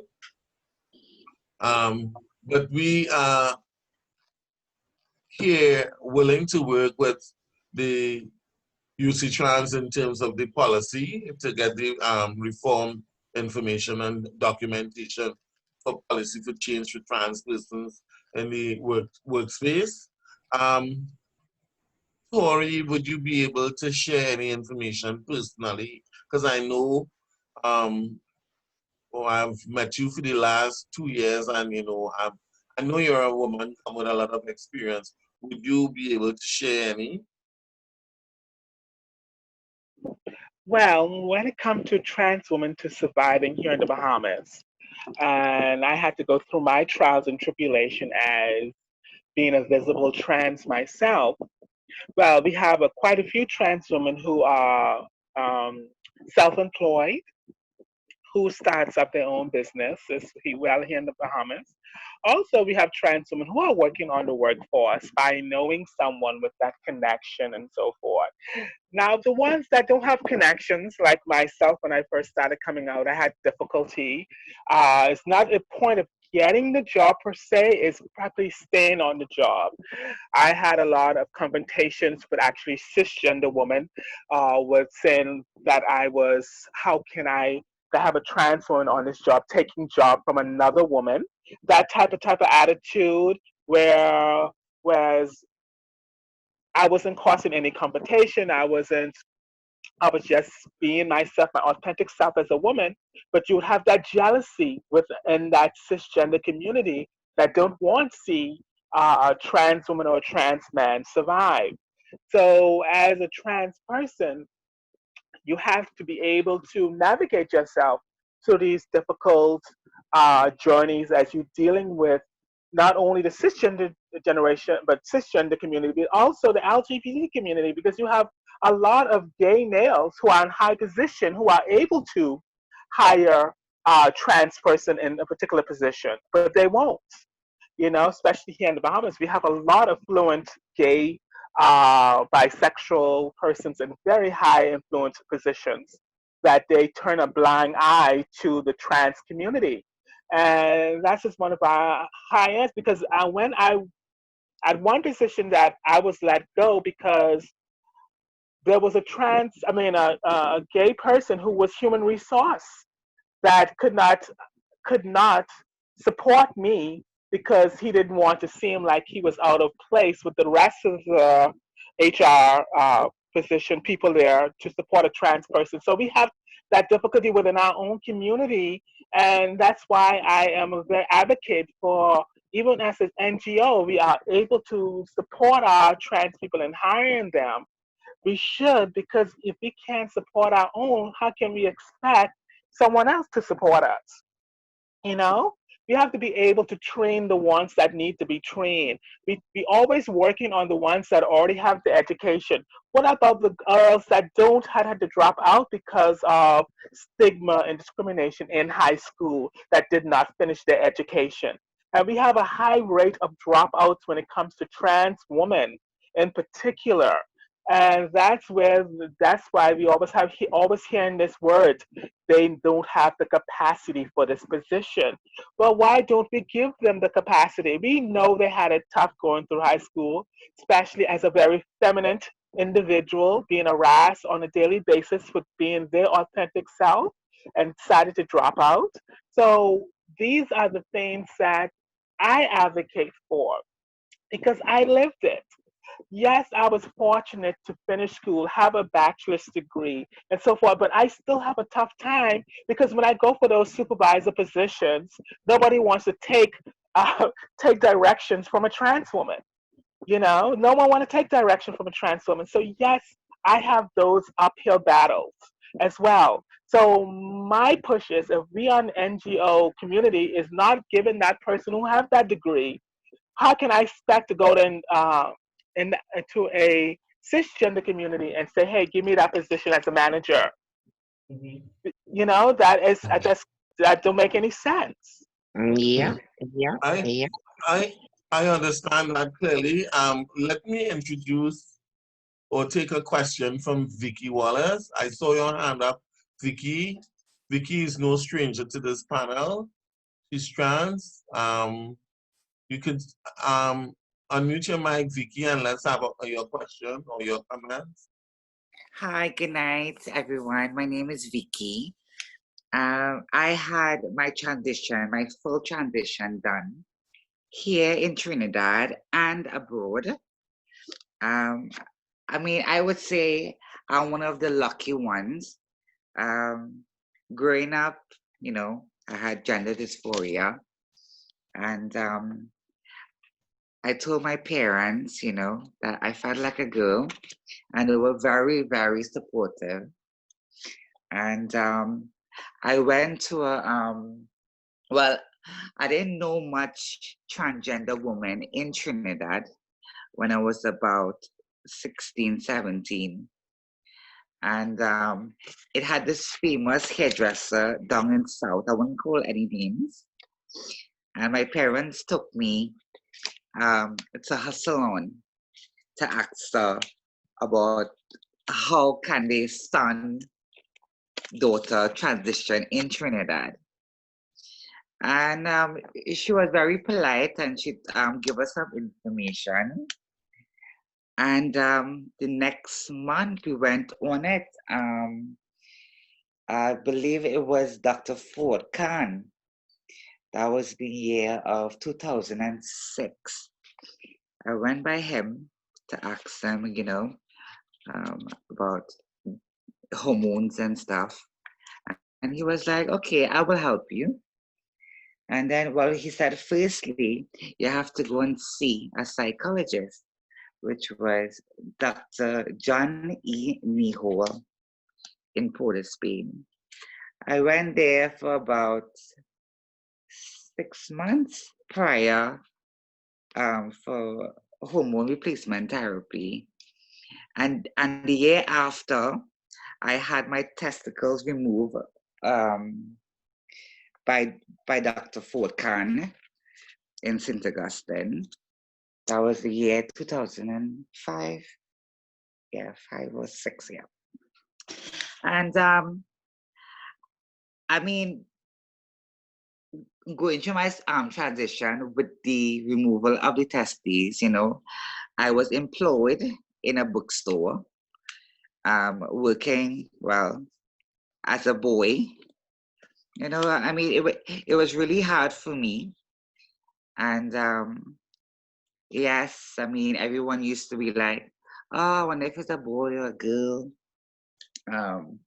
But I just reached a point where I told my parents that I need to go away to have everything done. And they coughed out the money and sent me. And I mean, living in England was fabulous. It was amazing. I met so many wonderful people in the LGBTQI community, especially the trans community in Soho, and they helped me. And they helped me find employment. Yes, so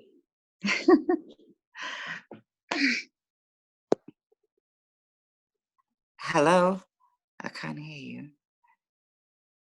Vicky, I'm hearing you, but I'm really glad to know that you're sharing this information. I'm really, really happy to hear where you have been and what you're doing. But I'm moving on to my another question that I had for my panel. What I want to ask my panel is, how can the queer, well, the LDG and the BE community help make formal employment available for the trans community? Do you have any suggestions, or do you disagree? Do you agree? Because I know, Tori, you shared the cisgender women were taking the trans woman's position. We have seen that over the years gone by, and then they tend to say that there's a lack of capacity that trans women are showing. So, do you have any information for me? Probably Ashley or Alexis could share on that.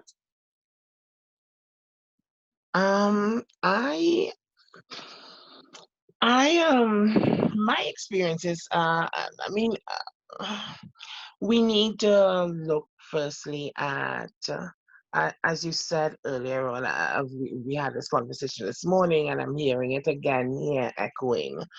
There are a lot of different factors that we need to first understand. Privilege coming from the Caribbean perspective. We in the Caribbean region, we are definitely not exempt from classism, racism, and that sort of thing. I, as I explained to Brandy earlier on today, I didn't recognize my privilege when I was in Trinidad, when I lived there. I didn't recognize my privilege, and I was simply privileged. And this is amazing because as a trans person, to understand that you were privileged is because we are so disenfranchised. But the little rays of hope in between for some of us and not all of us. Me being of a lighter skin and softer hair in itself was a privilege. coming from the Caribbean. Um, so I was given opportunities that others weren't. I was also a high school dropout. School was a horrible, horrible place. I mean, it's a horrible experience. So I was also a high school dropout. I went back to school. I did night classes and I went back to school and university, but that was done on my own time as a prostitute, as a sex worker. Um, but I was allowed to do those things. I was given privileges that other trans people weren't given because they weren't passable enough or because they weren't privileged to be lighter skinned. So and Vicky was also privileged. By the way, hi Vicky. I actually know Vicky quite well. And Vicky was also privileged because she was privileged, one, to have a family that was accepting, but that's also because of her Indian background that made it a lot easier. If you are from the Afrocentric background, it's so much harder. The challenges are so much more difficult for being a trans person. um, Black people generally just believe that if you are a big black man, you can't go and play no woman. Um, you're bringing down the race, you're bringing down the culture, blah blah blah. Those were the echoes that I would have heard at that time. I transitioned, if I have to call it that, um, many years ago. I came out in 89, 90, so that was quite a long time ago. Um, but and there were a lot of challenges, I guess, but I didn't feel the challenges because, as I said, I had a lot of privilege that I had not recognized. Um, and what you call passability and all that, the passing privilege, it's a real thing. It's sad, but it's a real thing. In terms of finding work, and in terms of having the LGB community help the trans community, that I think first we need to understand. Um, I don't know how it is now. Actually, that's not entirely true. It is a lot better now than it was back in the day. The LGB was not our allies. They definitely was our biggest discriminators. Most trans people, especially the older trans community, hated. There was definitely a lot of hate in for the gay community. Let's just say, as an umbrella. We were always outcast. We were considered sex workers, so we weren't valuable. And I guess we were the easier ones to bully for a community or group of people that felt discriminated. They had so they weren't our allies. Now you have a little bit more communication or love between the community. Now there's more community oriented feelings, I should say, between the LG and B group, but it's still the problem is essentially the discrimination that is from the wider community for transgender people. Um, human beings have a tendency to be afraid of things they don't understand. Um, and because of this, for self-preservation reasons, a lot of the gay and lesbian and bisexual community, and the bisexual community is a whole other story there. Um, but let's just say the gay and lesbian community, they it's even for the ones that are allies, it's difficult for them to show that they are allies to trans people because they're still fighting for acceptance. They're still asking people to tolerate them at least, and they feel, I think, that it's rocking the boat a little bit if they try to pull us on, because then people might just rebel against them and all the work that they feel that they've done to get to the point that they are now, um, could be threatened by them allying themselves or helping or assisting a trans person in attaining employment or whatever.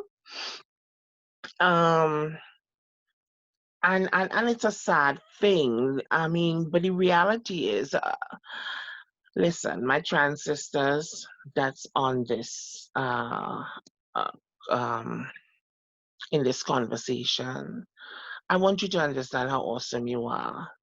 Alexis, I'm your fan. I'm a fan of you. I think you're a fantastic human being. I think you're an super fantastic advocate, activist. So I'm definitely a fan of yours. Um, as I said, I don't pay a lot of attention to what's happening in the Caribbean, but I do pay attention. Not a lot, but I do pay attention. I do see, I do hear, I do listen and read um, stuff from time to time. And the work that you, and as I said to Brandy this morning as well, that I see that you all are doing, I think it's fantastic. In my day, I did what I could. Um, I tried to break barriers. I studied not because I thought that I would get a job. I had never thought that I would ever be gainfully employed. I studied for myself. I studied because I studied gender and psychology because those were things that were interesting to me. And they were for my own personal thing. They were for me. Never thinking that it would be something that would benefit me in a work space ever. Um, and I was always very pushy, and made myself my presence felt. Um, and it worked. Again, it worked because I had certain privileges that I had not recognized. So when I got into the UN system, and that was totally by accident, I got into UN system because PANCAP had done the UN and PANCAP had done a sex worker program, and it was an internship program they had done, that they were exchanging trans sex workers from different parts of the Caribbean region, trying this the very thing that you all are doing right now, trying to empower trans people who might have wanted to do something more than just sex work. They were given an opportunity to go into different NGOs or organizations in different countries and do on the job training. So there were different organizations in each country that had offered a 3-month internship. And I was so mad because I was the only one who had not gotten chosen for another country. Everybody else got chosen to go to different countries and do their internship, and I got to stay in Trinidad. But I was chosen to do my internship at the National AIDS Coordinating Committee in Trinidad, and it was housed in the office of the Prime Minister. And strangely, I was not allowed to be officed at the NSCC office.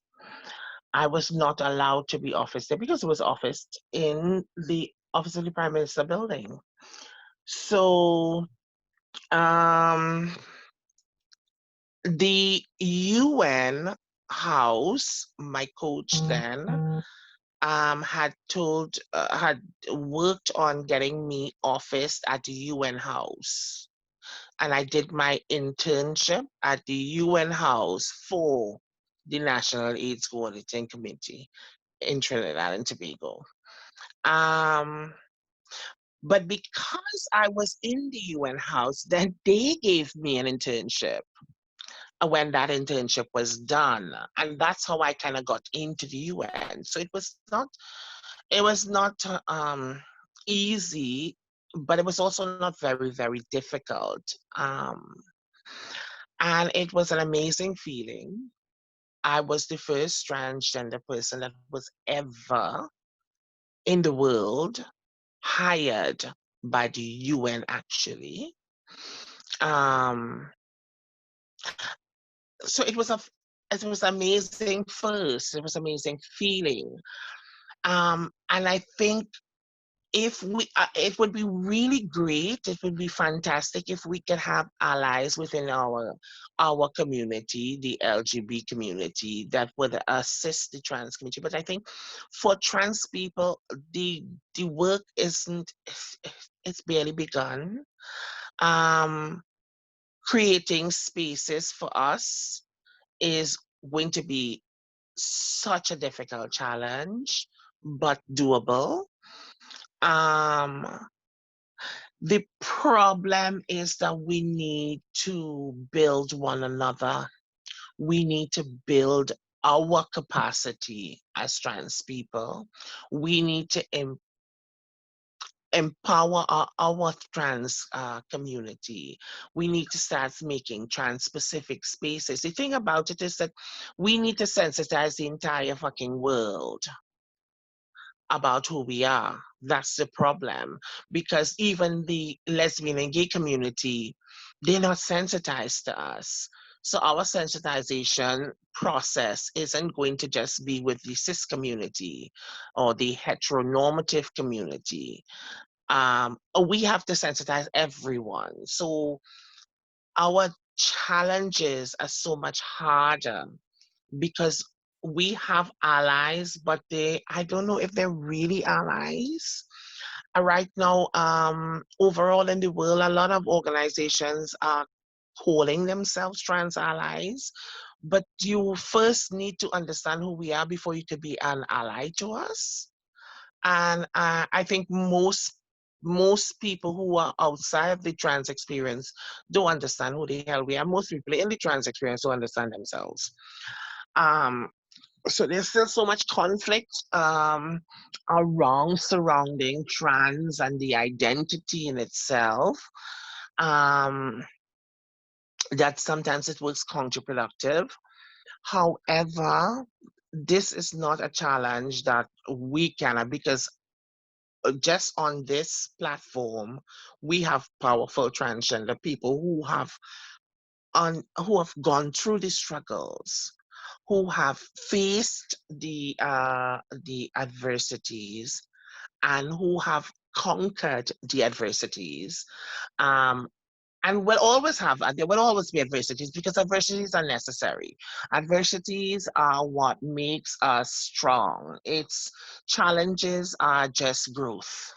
That's reality. Challenges are just growth.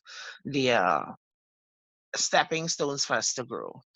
So we're gonna always have that, but we have to understand our strength. We have to understand our power as trans people. We can be super powerful. Um, but we need to take our own our lives in our own hands and our futures in our own hands, and we need to start trying to empower our other trans people to start creating trans spaces. And I want to be very, very cautious. I want to add content to that and create trans spaces for ourselves, as opposed to taking handouts that we've been doing for so many years from organizations, communities, gay community, etc., taking handouts from them, um, having them dictate our narratives.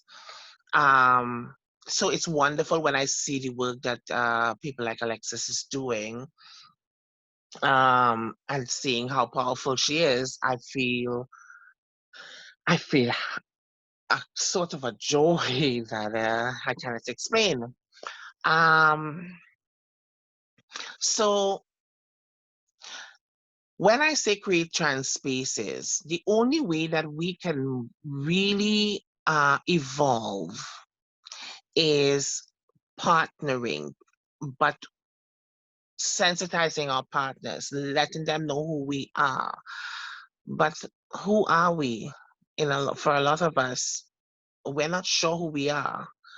Um, so that's a growing process for all of us. I don't think that it's important to us to have it's super important for us to have our own spaces, but we need to share those spaces. We need to let people in those spaces as well. So they can't just be trans specific, but they need to be trans specific plus spaces. I try to encourage people not to think in boxes, but think in use. Because it's a safe space, but there's an opening for growth.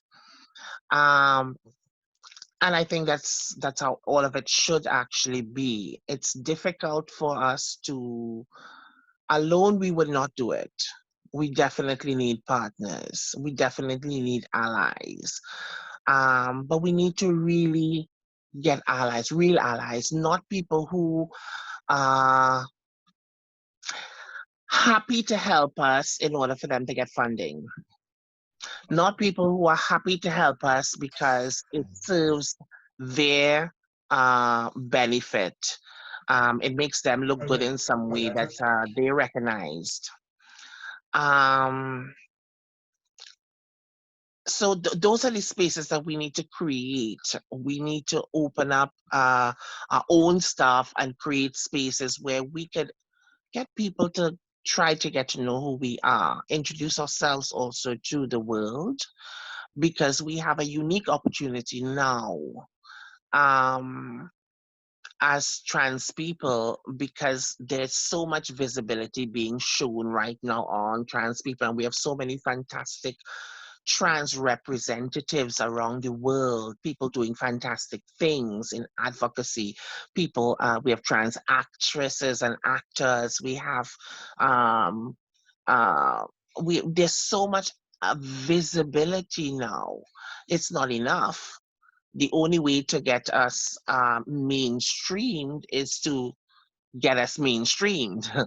And that would be to see cartoons with transgenders, comics with transgenders, transgender children going to school, transgender whatever. When we have these things, then it becomes a bit normalized. So even the people who are really willing to help us wouldn't feel that they might be discriminated. It might be at their detriment, or it might be a danger to them to hire us or to associate with us or whatever. That's a challenge all over the world. That's not a challenge just for the Caribbean region. It's not Caribbean specific. I live in Europe, and that's still a challenge here. Because there are a lot of people who genuinely don't have a problem, or like transgender people or allies of transgender people, but feel disempowered to help us because of what the possibility, because they don't know what will happen, but they're thinking of all the negative possibilities that could happen if they align themselves publicly with us.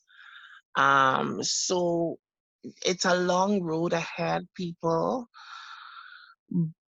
but that's why we all do the things that we do. Um, and I'm proud of the things that you all are doing. Um, so I'm quite proud of all of us. But back to the issue, because I'm rambling here. Back to the topic. Back to the topic about employment. I think we would quicker get gainful employment in the cis community, the heteronormative community, I should say, rather than the cis gay community. Um, we would find better allies in the heteronormative community than in the gay community, simply because the gay community is also an aspiring community. They are still a community that's asking permission to be. They're still asking people permission to accept them, as terrible as that might be, or song, that's the reality of it. So we are a little bit threatening that we're rocking the boat for a lot of them. Um, so within the heteronormative community, I think we would find more allies there. Um, any which way you take it, girls, we have a fight and a uphill battle. That's my 2 cents. I thank you, Ashley. Oh my God, I thank you for that. Um, I have, I actually, I share the same sentiments, but my thing is that being in Trinidad and Tobago, I have seen great, great progress in working with PrideTT in over the last, well, 2018, 2019, and in 2020. I think most of my successes in terms of, well, I just got a grant from Frontline AIDS, and it was mainly because I was the most photoed person, over 600 plus photos in my work as an advocate and doing advocacy and fighting for change and talking about trans women and HIV and rights and health. Um, that is what give me when one of the strongest things that um, in terms of the interview was the fact that PrideTT, I don't know how they get to take me on 600 times, or how did it happen, or where did it happen. I really don't know. But I was really proud to hear that in an interview in an international forum that I had that kind of publicity. So um, my next question is going to be before we closed off, is one more question I have for Alexis. Um, because I know it's 11, it's late, and everybody has to go. Alexis, I need to ask you, what would you tell former the work industry, like the HR, employers of bank and groceries and pharmacy, even the doubles, men, state ministries, about the needs for trans women to be employed? What would you say to these, and cooperate Caribbean and cooperate Trinidad and Tobago? What do you think we need to share with them in terms of that? Like I was saying, like before before my phone died, about being a citizen of a country first. So what I would say to those individuals is that these people are citizens first before any label they give themselves, or we give ourselves, or they may give us. And as a citizen, there are some basic human rights that you have: access to education, access to healthcare, access to employment, decent employment. So I would say to those persons, these are citizens of your country who are capable of being a part of the workforce, and through inclusive policy on jobs, meaning making it mandatory that you become a diverse place, or that you get educated on diversity and the diversity of individuals.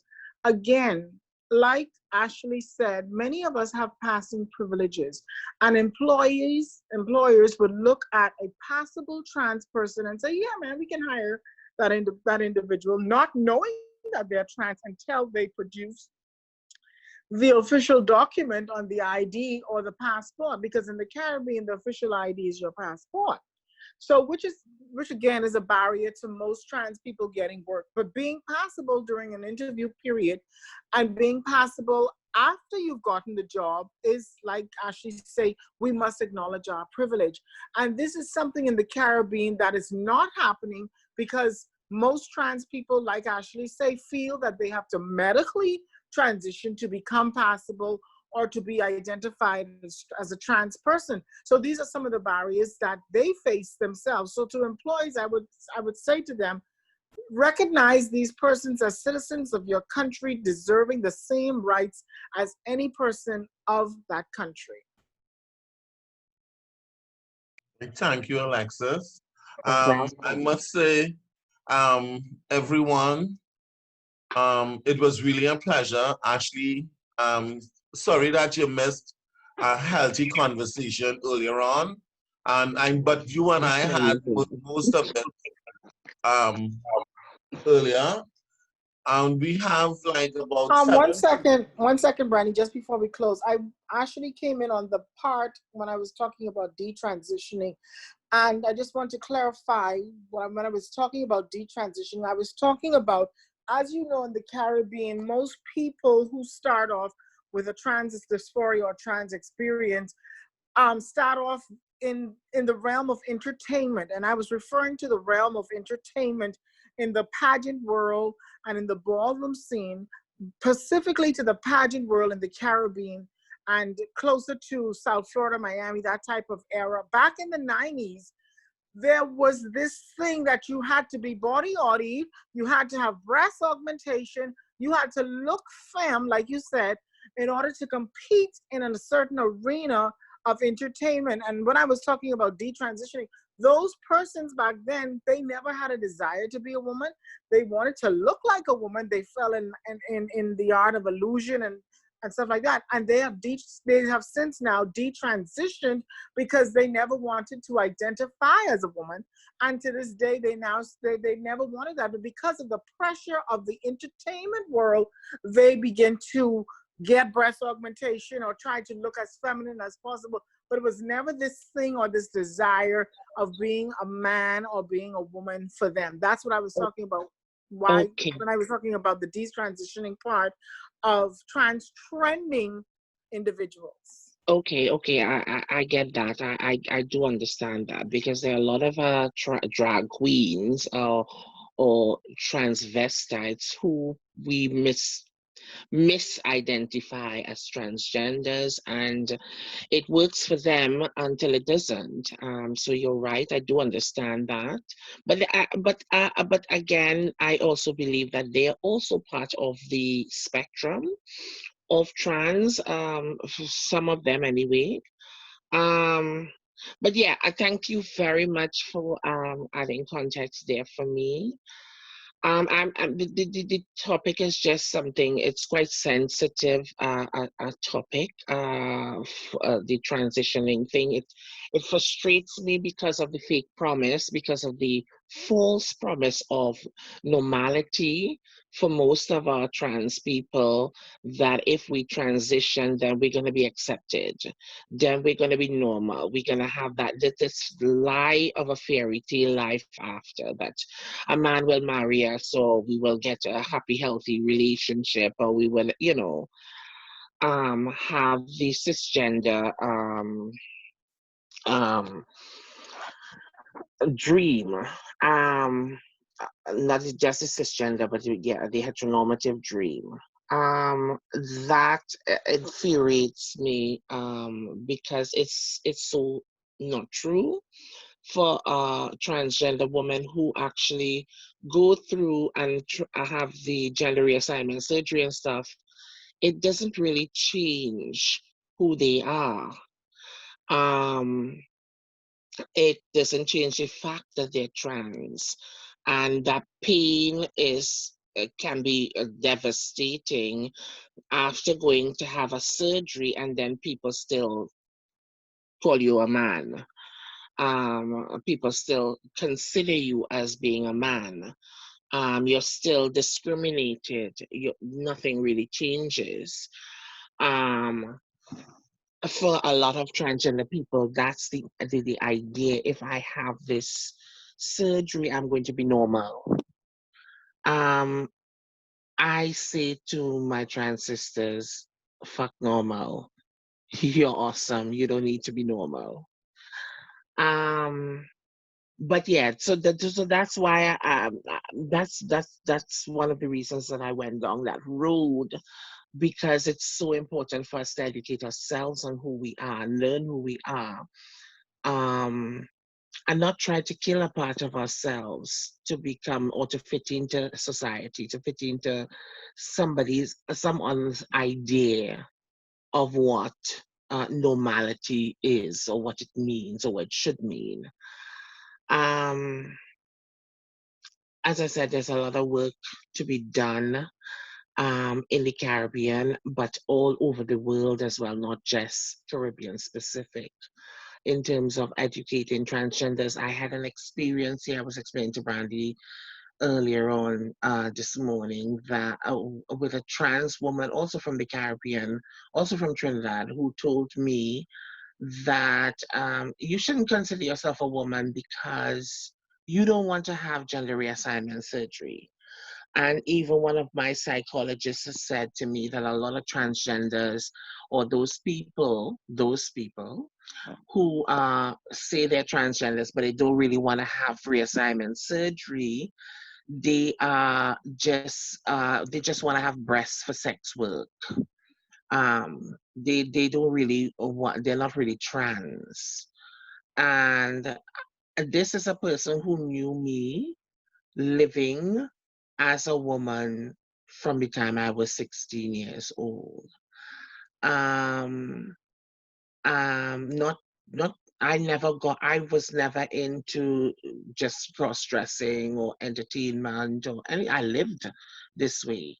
Um, and that was also one of the things. I was discriminated by the community that I thought was my community, because when I came out with a community of people who I thought were like me, but they didn't live as a woman.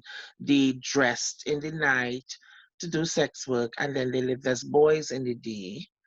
And they were offended by me wanting to live as a woman full time. They were like, yeah, well, I couldn't do the transformation back and forth, back and forth, back and forth. And they were the people that discriminated me the most. I had found the most challenges I found in my adult life from them in the beginning, my early adult years. So yeah, but guys, thank you very much for having me as a part of this. I feel privileged to be involved. Uh, Thank you very much for having me as a part of this dialogue, a part of this revolution, a part of this new experience, a rebirth. Really, thank you very much. I feel super privileged. Also uh, to be sharing this dialogue with powerful women from the trans community. So thank you very much for having me. Thank you, Ashley, and I hope we could do this again because this is just the beginning of what the conversations that we want to have. Because empowerment is not just today, it's going to be something that we need all the time. So I'll be calling you from time to time to share some information, give some support, have an idea in terms of discussion in different spaces. I would like to thank the panel, Tori, Alexis, also Ashley again, and myself. Thank PrideTT for doing this, and also for the stakeholders that would be joined on, and also who are asking for the recording in terms of getting the feedback for who could not have been here. Because one of the things that we see is there's a lot of questions persons are asking, and also Zoe that went in she bed already. I know she done sleeping. I thank you all. And PrideTT, Faye, Malika Edwards, Siobhan.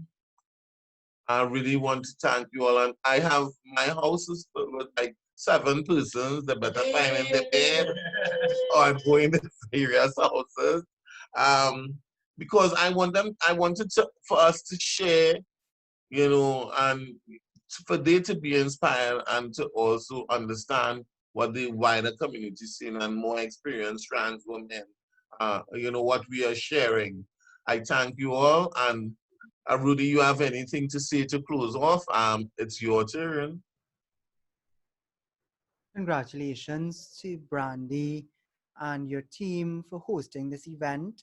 It's a first for us at PrideTT, and I dare say maybe even in Trinidad and Tobago, for us to cut across borders like this. And we are just happy at PrideTT to be able to provide a platform and a space for you to have this kind of conversation. And there was a lot of learnings for everyone. So we're happy to be part of it, and we wish everyone a safe rest of Pride, and we let's continue to work together to see how we can benefit our entire community. And this year we, as you suggested, we're looking at TLGBTQI. So happy Pride. Interesting. Happy Pride, everyone. See you all Happy Pride, tomorrow. guys. Same to you. Thank you, everybody. Thank Okay, you. guys, I'm going back to bed now. It's 5 o'clock. All right, So actually, we'll chat. I'll call you sometime soon. yes, you all are very, very welcome. I really, really I feel privileged to be a part of this dialogue, and thank you for having me. And I hope that we could do more. I hope that we could maybe talk more in the future about some of the places that particularly the Caribbean community needs to look to find partnerships with our allies in to further the scores. Yes. So I missed most of your conversation. I apologize again, guys, but the time difference. I'm an old woman. Um, I had a mild stroke last week, Oh, so my I am God. medicated and I need my sleep. Sorry to hear that, but you take your rest. I didn't even know that, and we talk so much today. Yeah, most people Um, don't know. I didn't really tell anyone, but yeah, right, it was nothing big or anything like that, right. but it was just a mild thing. So yeah, so thank you very much, and always welcome, Brandy. You're always welcome to reach out to me. I'm more than willing always to offer whatever I can in terms of adding to the dialogue or trainings or anything that you need from me. Let me know. Okay, great. Thank you, everyone, and have a blessed night. And Ashley, Alexis, have a don't blessed forget morning. Alexis, don't forget I'm a fan of yours. Thank And you. my Nice meeting you. And don't forget, I is a fan of yours too, Ashley and Alexis and Tori. I learned a lot from you all tonight. And Miss Vicky. Wonderful. Fabulous, fabulous people. You take care. Okay, good night, everyone. Good night. Good night. Good Bye. night, guys. Bye. Rudy, we shall talk.